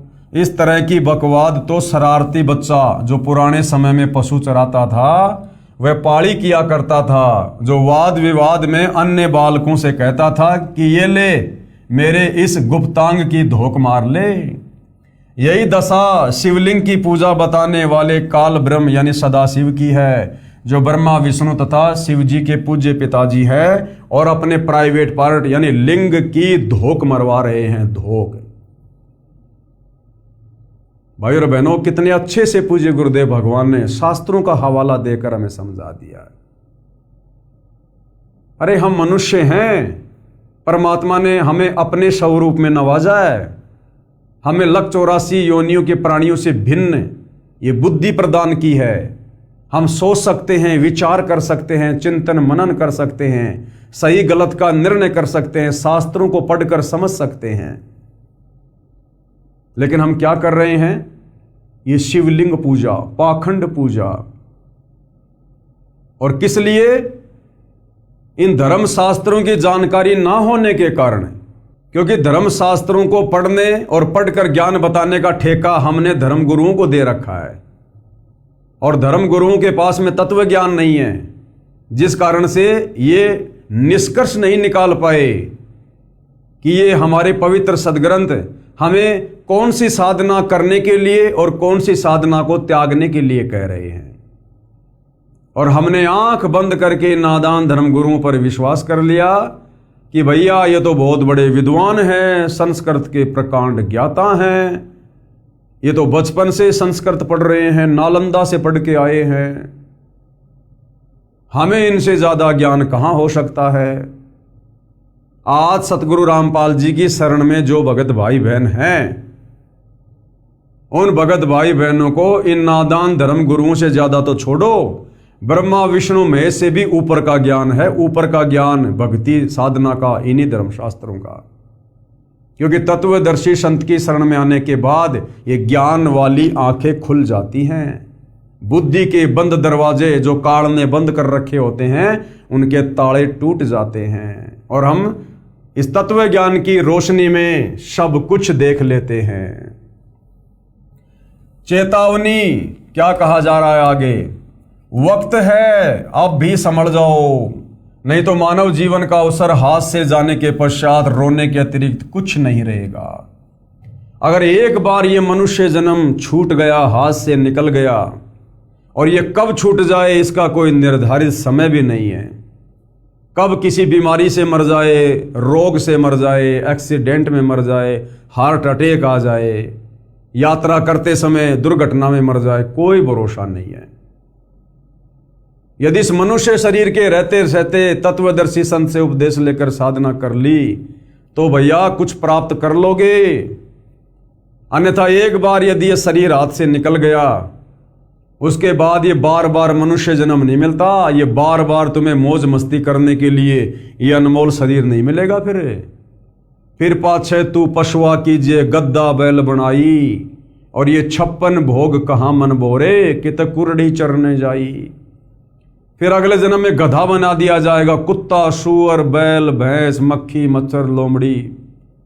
फिर अपना कर्म भोगेंगे। कर्म जैसे कर्म हमने, जैसी पाखंड पूजा हमने इस मनुष्य शरीर में की है। फिर लंबा समय हो जाएगा, बहुत लंबा समय, लक 84 में यातना भोगनी पड़ेगी। तो चेतावनी दे रहे हैं पूज्य गुरुदेव भगवान कि वक्त है, अब भी संभल जाओ, नहीं तो मानव जीवन का अवसर हाथ से जाने के पश्चात रोने के अलावा कुछ नहीं रहेगा। गीता व वेदों का ज्ञान परम अक्षर ब्रह्म का बताया हुआ है, इसलिए वह शास्त्र प्रमाणित होने से लाभदायक है। आप देखिए ये शिवलिंग का चित्र, ये देखिएगा भाई और बहनों, ये शिवलिंग का चित्र है। जब ब्रह्मा और विष्णु जी का आपस में झगड़ा हो रहा था तो काल ने वहां पर एक तेजोमय स्तंभ खड़ा कर दिया, और कुछ समय के बाद में उस तेजोमय स्तंभ को अपने लिंग का आकार दे दिया। ये जो आप देख रहे हैं ये ज्योति निरंजन काल का ये लिंग है, प्राइवेट पार्ट है, गुप्तांग है। और साथ में जब वो शिव जी के रूप में प्रकट हुआ, अपनी पत्नी दुर्गा को पार्वती रूप में प्रकट किया, तो ये लिंग आप देख रहे होंगे, ये जो ये चित्र है ये स्त्री लिंगी है, स्त्री योनि का चित्र है। ये अपने लिंग को उसने इस स्त्री योनि में, स्त्री इंद्री में उसने प्रविष्ट कर दिया। यानी ये जो लिंग है ये काल का प्रतीक है, शिवलिंग जो शिव रूप में प्रकट हुआ था। और जो लिंगी है ये दुर्गा की योनि का प्रतीक है। ये हमारे धर्मशास्त्रों में सारा भेद है, सब कुछ लिखा हुआ है। इन बातों को तत्व ज्ञान से ना समझकर और नादान धर्मगुरुओं ने इस बेशरम पूजा को छुड़वाने के बजाय हिंदू समाज में दृढ़ता के साथ में लागू करवा दिया। आप किसी भी मंदिर में कहीं भी शिवलिंग होता है वहां आप देखिएगा, आपको इस प्रकार से चित्र मिलेगा। ये शिवलिंग है यानी काल का गुप्तांग है, प्राइवेट पार्ट है, और ये लिंगी है यानी ये दुर्गा का प्राइवेट पार्ट है। और इस बेशरम पूजा को जो शास्त्रों के विरुद्ध है, गीता के विरुद्ध है, वेदों के विरुद्ध है, मानव जाति के विरुद्ध है, ये हम अपने अपने प्राइवेट पार्ट को तो ढक के रखते हैं कपड़ों से, और इन भगवानों के प्राइवेट पार्टों के सरेआम हम पूजा कर रहे हैं। तो ये देखिएगा भाई और बहनों, शिव का लिंग यानी गुप्तांग का ये चित्र है, और ये जो लिंगी है स्त्री लिंगी, ये स्त्री के गुप्तांग का ये चित्र है जिसमें शिवलिंग समाया हुआ है। इस शिवलिंग की पूजा अंध श्रद्धावान करते हैं, वो भगत करते हैं जिनको तत्व ज्ञान नहीं, जिनको शास्त्रों का ज्ञान नहीं, जो अंधे श्रद्धालु हैं, जो शर्म की बात तो है ही परंतु धर्म के विरुद्ध भी है, क्योंकि ये गीता व वेद शास्त्रों में नहीं लिखी, इसलिए धर्म के विरुद्ध है। और हिंदू समाज इसे अपने धर्म का प्रतीक मान रहा है। इसका खंडन सूक्ष्म वेद में इस प्रकार किया गया है। 5वें वेद सूक्ष्म वेद में आदरणीय गरीबदास जी की वाणियों में किस प्रकार से खंडन किया गया है। संत गरीबदास जी की वाणी में क्या कहा गया है? दरे शिवलिंगा बहुविध रंगा गाल बजावे गैले, और जय शिवलिंग पूजे शिव साहिब मिले तो पूजो क्यों ना खेले। क्या अनुवाद किया है? कबीर परमेश्वर जी ने समझाया है कि तत्व ज्ञानहीन मूर्ति पूजक अपनी साधना को श्रेष्ठ बताने के लिए गैले यानी ढीठ व्यक्ति गाल बजाते हैं, यानी व्यर्थ की बातें बड़बड़ करते हैं, जिनका कोई शास्त्र आधार नहीं होता, वे जनता को भ्रमित करने के लिए विविध प्रकार के रंग बिरंगे पत्थर के शिवलिंग रखकर अपनी रोजी रोटी चलाते हैं। कबीर जी ने कहा है कि मैं उन्हें बताना चाहता हूं कि यदि शिवलिंग के लिंग को पूजने से शिव जी भगवान का लाभ लेना चाहते हो तो आप धोखे में हो। कि इस शिवलिंग की पूजा करके यदि आप शंकर भगवान की साधना से मिलने वाला लाभ लेना चाहते हो तो आप धोखे में हो। पहली बात तो ये शिवलिंग उस शिव का नहीं है जो ब्रह्मा और विष्णु का भाई है। जिस शिव को हम लोग फोटोओं में देखते हैं ना, ये उस शिव का प्राइवेट पार्ट नहीं है, ये उस सदाशिव का प्राइवेट पार्ट है जो ब्रह्मा विष्णु और शिव का जो पूज्य पिता है, जो दुर्गा का पति है, जो गीता ज्ञान देता है। यदि ऐसी बेशर्म साधना करनी है तो खागड़ यानी ओक्ष बैल होता है, बैल के लिंग की पूजा कर लो। क्योंकि जिस समय ये अमृतवाणी बोली गई थी उस समय भैंस कम और गाय ज्यादा होती थी, तो गायों को नए दूध करने के लिए जो है वो खागड़ की आवश्यकता पड़ती थी। और खेतों में भी पहले 300 साल पहले ट्रैक्टर वगैरह नहीं थे, तो हल जोतना, गाड़ी से सामान लाना ले जाना, ये भी जो है वो बैलों से होता था, बैलों से। तो परमेश्वर कह रहे हैं अगर ऐसी बेशर्म साधना ही तुमने करनी है शिवलिंग की, तो इस पत्थर की पूजा करने से अच्छा तो किसी खागड़ के लिंग की पूजा कर लो, यानी बैल के लिंग की पूजा करो, जिससे गाय को गर्भ होता है, उससे फिर अमृत दूध मिलता है, और हल जोतने के लिए बैल व दूध पीने के लिए गाय उत्पन्न होती है, जो प्रत्यक्ष लाभ दिखाई देता है। इस शिवलिंग की पूजा से बढ़िया तो किसी खागड़ की पूजा कर लो। उस खागड़ से गाय नए दूध होती है, फिर गाय जो है वो बच्चे को जन्म देती है, फिर गाय से हमें दूध मिलता है, और गाय यदि किसी बछड़े को जन्म देगी तो बछड़ा जवान होकर खेतों में हल जोतने के काम आएगा। तो कितने लाभ मिल गए। उस पत्थर के शिवलिंग की पूजा करने से तो एक भी लाभ नहीं, और अगर उस खागड़ के, अगर उस बैल के लिंग की, उसके प्राइवेट पार्ट की पूजा करोगे तो नादानो तुम्हें कितना लाभ मिलेगा। यानी हमारा भ्रम तोड़ने के लिए परमात्मा हमें इस प्रकार से उदाहरण दे रहे हैं कि तुम्हारे उस पत्थर के शिवलिंग से बढ़िया तो कम से कम वो बैल पाल लो अपने घर में, उस बैल को चारा खिलाओ जो आगे चलकर गाय को नए दूध करेगा, एक बच्चा जन्म लेगा, बच्चा खेतों में हल जोतने के काम आएगा, गाय जो है दूध देगी, दूध से दही बनेगा, घी बनेगा, छाछ बनेगी, बढ़िया बढ़िया मिठाइयां बनेगी। वो प्रत्यक्ष लाभ है तुम्हारे सामने, और तुम पूज रहे हो इस पत्थर के लिंग को जो किसी प्रकार से कोई लाभ नहीं दे सकता। अर्थात अपने प्यारे बच्चों को परमात्मा समझाने के लिए थोड़ा इस प्रकार का यह कठोर उदाहरण देकर समझा रहे हैं। यदि ऐसी बेशर्म साधना करनी है तो खागड़ यानी ओक्ष यानी उसके लिंग की पूजा करो, जिससे गाय को गर्भ होता है, उसे अमृत दूध मिलता है, हल जोतने के लिए बैल व दूध पीने के लिए गाय उत्पन्न होती है, जो प्रत्यक्ष लाभ दिखाई देता है। आपको पता है कि खागड़ के लिंग से कितना लाभ मिलता है, फिर भी उसकी पूजा नहीं कर सकते क्योंकि यह बेशर्म कार्य है। उस खागड़ के प्राइवेट पार्ट से कितना लाभ हो रहा है, फिर भी कोई व्यक्ति उसके लिंग को नहीं पूजता। क्यों? नहीं, ये तो बेशर्मों का काम है, ये तो बेशर्मी की काम है ये। और ये क्या है फिर? और तुम सरेआम उन भगवानों के लिंग को पूज रहे हो पत्थर का बनाकर, जो कोई लाभ भी नहीं दे सकता। वो बेशर्मी की बात नहीं है, उससे तुम्हें शर्म नहीं आती है। तो भाइयों और बहनों, ये तत्व ज्ञान की कमी है, हमारे नादान धर्म गुरुओं की कमी है। इन्होंने हमारे को बेशर्म पूजा के ऊपर आरूढ़ कर रखा है। और सबसे बड़ी कमी हम हिंदू श्रद्धालुओं की, जो हमने अपने शास्त्रों को नहीं पढ़ा। अरे बच्चा स्कूल में जाता है, और स्कूल जाकर बच्चा यदि अपने पाठ्यक्रम को नहीं पढ़ेगा तो बच्चा जीवन में कैसे सफल होगा। इसी प्रकार हम भक्ति भी कर रहे हैं और अपने धर्मशास्त्रों को कभी हम देख भी नहीं रहे, तो हम कैसे भक्ति मार्ग में सफल होंगे। इससे स्पष्ट है कि आप अंधश्रद्धावानों को यही नहीं पता कि यह पत्थर का बना शिवलिंग व जिसमें यह प्रविष्ट दिखाया है ये क्या है। यदि आपको पता होता तो इसको एक आंख भी नहीं देखते, पूजा तो बहुत दूर की कौड़ी है। अब ये शास्त्र विरुद्ध साधना करने की मन में प्रेरणा कौन करता है? ये काल करता है। ब्रह्मा विष्णु महेश का पिता ज्योति निरंजन करता है। क्यों करता है? कारण आपको सृष्टि रचना से बता दिया गया है। इसको प्रतिदिन 1 लाख मानव शरीरधारी आत्माओं के सूक्ष्म शरीर से निकली वासना खाने का श्राप लगा हुआ है। और ये नहीं चाहता कि मेरे 21 ब्रह्मांड से कोई भी प्राणी सत साधना करके, तत्वदर्शी संत की शरण में आकर, शास्त्र अनुकूल साधना करके, आजीवन मर्यादा में रहकर और वापस सतलोक चला जाए। गीता अध्याय 18 श्लोक 62 में ये खुद कह रहा है कि तू सर्वभाव से उस परमेश्वर की शरण में जा, जहां जाने के बाद फिर साधक लौटकर कभी संसार में वापस नहीं आता। तो ये नहीं चाहता कि कोई भी उस परमपिता परमेश्वर की भक्ति साधना कर ले और मेरे 21 ब्रह्मांड से मुक्त होकर मोक्ष प्राप्त करके सतलोक चला जाए। अपने भोजन को आसानी से कोई भी बाहर नहीं जाने देता है।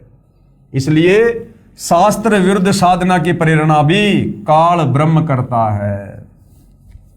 जैसे लिंग यानी शिवलिंग को लिंगी में प्रवेश पत्थर की मूर्ति की पूजा काल ब्रह्म ने प्रारंभ करवाई, इसी प्रकार शास्त्र विधि से भी भ्रमित यही करता है।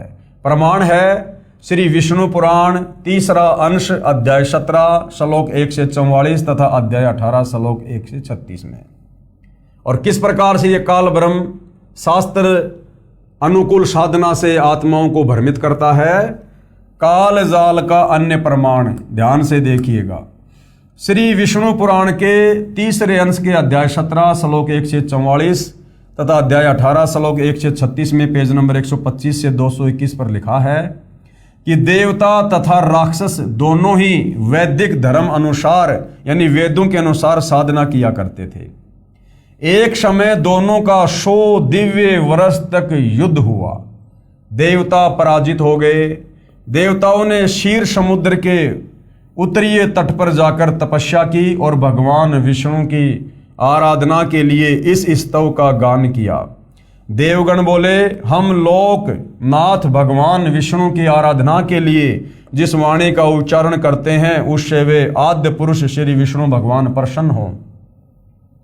अध्याय 17 मंत्र 11 उस ब्रह्म स्वरूप को जो निराकार है, उस ब्रह्म स्वरूप को नमस्कार है, यानी उस काल को नमस्कार है। हे पुरुषोत्तम, आपका तो क्रूरता और माया से युक्त घोर तपोमय रूप है। क्या कह रहे हैं कि आपका जो रूप है ना वो तो बहुत भयंकर है, भयंकर जैसे कोई राक्षस का होता है। उस राक्षस स्वरूप को नमस्कार है। साधना कर रहे हैं विष्णु की और महिमा गा रहे हैं उस काल ब्रह्म की, जो कल्पांत में समस्त भूतों अर्थात प्राणियों का भक्षण कर जाता है, यानी जो सबको खाता है।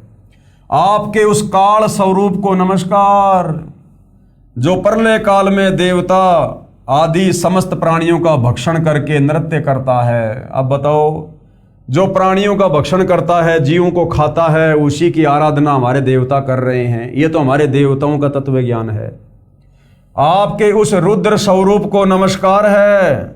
विष्णु पुराण 3रे अंश अध्याय 17 के श्लोक 11 से 34 तक स्रोत के समाप्त हो जाने पर देवताओं ने श्री हरि को हाथ में शंख चक्र गदा लिए गरुड़ पर आरूढ़ सम्मुख विराजमान देखा। यानी वो काल ब्रह्म ज्योति निरंजन वो श्री विष्णु का रूप बनाकर देवताओं के सामने प्रकट हो गया।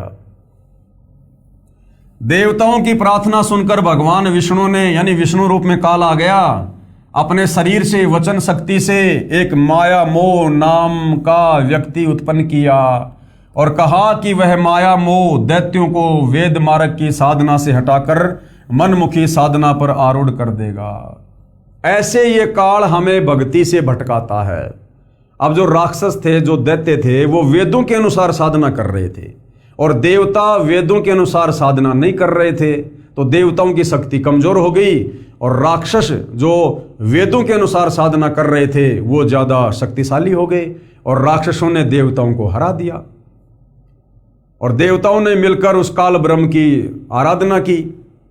विष्णु रूप में काल प्रकट हो गया और काल ने क्या कहा कि मैंने ये माया मोह नाम का एक व्यक्ति उत्पन्न कर दिया है और ये व्यक्ति वेदों के अनुसार साधना कर रहे उन राक्षसों को भटका देगा, उनसे मनमुखी साधना शुरू करवा देगा, लोभ लालच देकर जैसे भी है।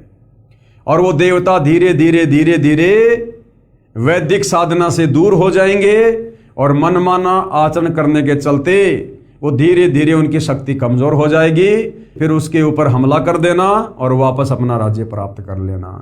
अब बताओ, वो राक्षस बेचारे वेदों के अनुसार साधना कर रहे थे, सही कर रहे थे ना वो, लेकिन जबरदस्ती ये काल माया मोह नाम का व्यक्ति उत्पन्न करके उस माया मोह नाम के उस व्यक्ति को अपनी सिद्धियां देकर और जबरदस्ती फिर वेदों के विरुद्ध साधना शुरू करवा रहा है। तो ये खुद भटकाता है वैदिक साधना से, शास्त्र अनुकूल साधना से।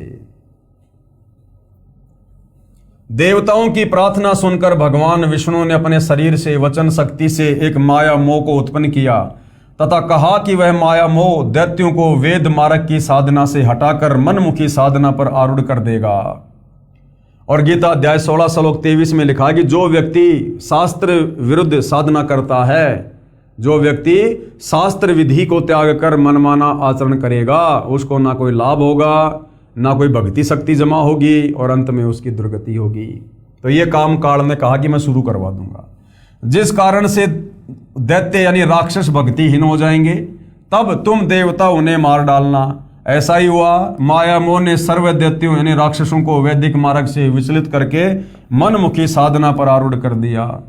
कुछ समय पश्चात देवता तपस्या करके यानी बैटरी चार्ज करके दैत्यों के साथ युद्ध करने के लिए उपस्थित हुए और दैत्यों ने तपस्या करनी त्याग दी थी, जिससे उनमें सिद्धि शक्ति नहीं रही, उनकी बैटरी चार्ज नहीं हुई। इस कारण से देवताओं ने दैत्यों को मार डाला। उपरोक्त विष्णु पुराण के उल्लेख का निष्कर्ष अब गुरुदेव हमें कह रहे हैं कि इसका सारांश क्या है। काल ब्रह्म ने यानी गीता ज्ञानदाता काल ब्रह्म ने, इस ज्योति निरंजन ने, ब्रह्मा विष्णु महेश के पिताजी ने सर्व प्राणियों यानी देवताओं, देवता भी प्राणियों में आते हैं, जीवों में आते हैं, ऋषियों, ब्रह्मा विष्णु तथा शिव तथा अन्य प्राणियों को, और ये जो काल ब्रह्म है ये भी प्राणी की संज्ञा में है, ये तो परमात्मा के आगे ये प्राणी की संज्ञा में है, और आप और हम सभी देवी देवता मानव इस काल के नीचे हम जो है आम जीवों की संज्ञा में हैं। काल ब्रह्म ने कहा कि सब प्राणियों यानी देवताओं, ऋषियों, ब्रह्मा विष्णु तथा शिव तथा अन्य प्राणियों को भ्रमित किया हुआ है। ये स्वयं ही अपने तीनों पुत्रों ब्रह्मा विष्णु तथा शिव का रूप धारण कर लेता है।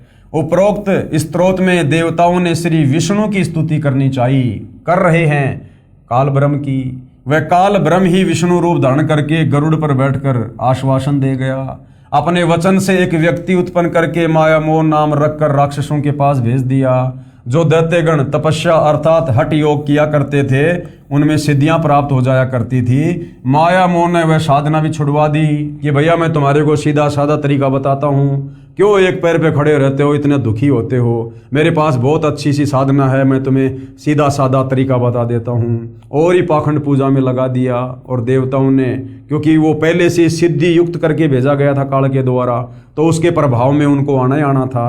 जैसे मिर्ची में कोई गुण डाल दिया गया है, मिर्ची तीखी होती है, तो मिर्ची को खाओगे तो अंदर तीखापन लगेगा ही लगेगा। तो माया मोह को काल ब्रह्म ने सिद्धि युक्त करके भेजा था, जिस कारण से उसका प्रभाव उन दैत्यों पर होना ही होना था। माया मोह ने वह साधना छुड़वा दी जिससे राक्षस गण सिद्धियों से रहित हो गए। देवता गण भी पहले दैत्यों से युद्ध करने के कारण सिद्धियां समाप्त कर चुके थे तथा हार कर जान बचाकर चले गए थे। फिर तपस्या की तथा सिद्धियां प्राप्त करके असुरों से युद्ध किया तथा विजय पाई। अब बताओ भाई और बहनों, हम इन देवताओं के लोक में जाके क्या करेंगे। गीता अध्याय 9 श्लोक 25 में कहा कि देवताओं को पूजने वाले देवताओं के लोक में जाएंगे। अब बताओ हम क्या करेंगे इन देवताओं के लोक में जाके। वहां जाकर भी हमने वही लड़ाई झगड़ा करना, वही हमने युद्ध करना। हार गए तो जंगलों में धक्के खाओ, जीत गए तो अपने कर्म बिगाड़ो उल्टे काम करके, बाकी तपस्या करते रहो। वही काम हम यहाँ पर कर रहे हैं। तो क्या फायदा इन देवताओं के लोक में जाने का, और कितने दिन रहेंगे वहां पर। वहां कोई परमानेंट तो है नहीं जगह। जब हमारी बैटरी डिस्चार्ज हो जाएगी, जो हम पृथ्वी लोक पर भक्ति करते हैं, दान पुण्य करते हैं, जब वो बैटरी डिस्चार्ज हो जाएगी, हमारे को फिर नीचे पटक दिया जाएगा गधे कुत्ते की योनि में। इसलिए हमने तत्वदर्शी संत के बताए अनुसार पूर्ण ब्रह्म परमेश्वर तत्ब्रह्म कबीर देव की पूजा करनी है और अपनी आत्मा का पूर्णतया यहाँ से कल्याण करवाना है। जब देवता गण राक्षसों से हारे थे, उस समय दैत्य भी वही साधना तपस्या अर्थात हठ योग किया करते थे जो देवता करते थे। इससे सिद्ध हुआ कि भक्ति करने से भी देवता दैत्यों से रद्दी यानी पिछड़े हुए थे, क्योंकि राक्षस वही साधना करके देवताओं पर विजय पाए थे जो देवता गण किया करते थे। यानी हमारे देवता भी भक्ति के मामले में राक्षसों से कमजोर हैं। अरे जो साधना देवता करते थे वेदों के अनुसार, वो साधना राक्षस किया करते थे, लेकिन राक्षस तन मन से किया करते थे, पूरे भाव और लगन से किया करते थे, जिस कारण से वो ब्रह्मा विष्णु महेश को प्रसन्न कर लिया करते थे, मन वांछित वरदान प्राप्त कर लिया करते थे और देवताओं को हरा दिया करते थे। तो कहने का मतलब है देवता भी वही साधना करते थे, राक्षस भी वही करते थे। फिर देवता क्यों हार जाते थे? इसका मतलब ये हमारे देवता भक्ति के मामले में भी राक्षसों से कमजोर हैं, कमजोर। वास्तव में शास्त्र विधि अनुसार साधना ना देवता करते थे और ना राक्षस। केवल काल द्वारा बताई गई तपस्या जो ब्रह्मा को जन्म के समय आकाशवाणी द्वारा काल ब्रह्म द्वारा कमल के फूल पर बताई थी, उस तपस्या अर्थात हठ योग को दोनों किया करते थे और दोनों ही सिद्धियां प्राप्त करते थे। जैसे शराब को देवता पिए चाहे राक्षस, दोनों को ही सरूर होगा। सिद्धियां प्राप्त होने पर प्राणी को अभिमान का नशा हो जाता है, फिर आपस में एक दूसरे पर सिद्धियों का प्रयोग करके स्वयं के जीवन को नष्ट कर जाते हैं। अब देख लो भाई और बहनों, यहाँ कोई गांव का छोटा सा कोई सरपंच बन जाए, उसको भी अपने लेवल का नशा हो जाता है कि मैं सरपंच हूं, पूरे गांव का मुखिया हूं मैं। वो भी अपनी मूंछ पे ताव लगाने लग जाता है, नहीं है तो मनी मन में लगाने लग जाता है। इसी प्रकार ये जो ये तपस्वी होते हैं, देवगण होते हैं, ये बड़े बड़े सिद्ध महापुरुष होते हैं, ये तपस्या करके हठ योग करके जो सिद्धियां प्राप्त कर लेते हैं, इन सिद्धियों की प्राप्ति के बाद में नशा होना स्वाभाविक है, स्वाभाविक है। ये काल ब्रह्म का जाल है ये। फिर आपस में एक दूसरे पर सिद्धियों का प्रयोग करके स्वयं के जीवन को नष्ट कर जाते हैं। ये सर्व काल ब्रह्म द्वारा फैलाया भयंकर जाल है, जिसे तत्व ज्ञान से ही समझा जा सकता है तथा इस जाल से निकला जा सकता है।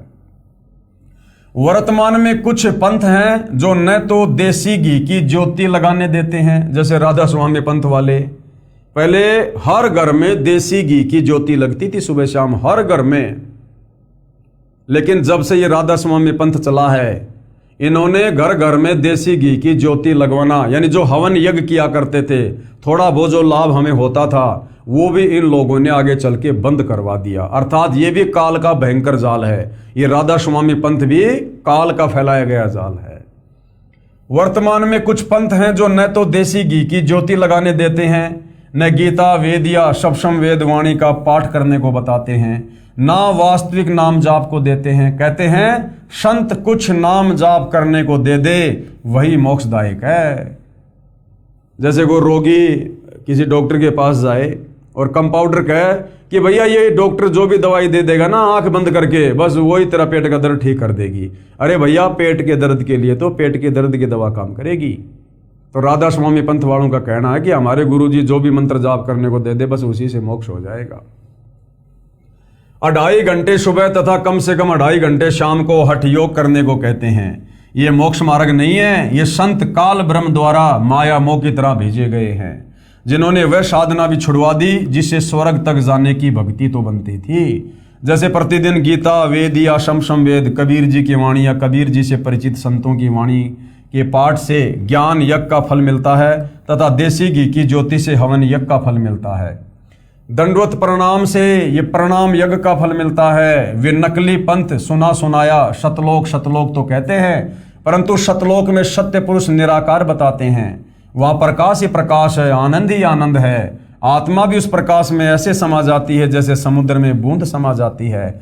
ऐसा व्यर्थ ज्ञान अनुयायियों को बताकर कहते हैं चलो शतलोक में, वहाँ आनंद ही आनंद है। विचार करें, किसी लड़की को कोई मूर्ख कहे कि तेरी सगाई अमुक गांव में कर दी है, वहां तेरा पति निराकार है, तेरे पति के घर में प्रकाश ही प्रकाश है, तेरा पति साकार नहीं है, वहां विवाह करवा के जा, लड़की वहां आनंद ही आनंद है। उस मूर्ख से पूछो कि यदि पति ही साकार नहीं है तो उस लड़की की क्या रुचि बनेगी शादी करने में, और बिना पति वाले घर जाने में कोई उमंग नहीं हो सकती।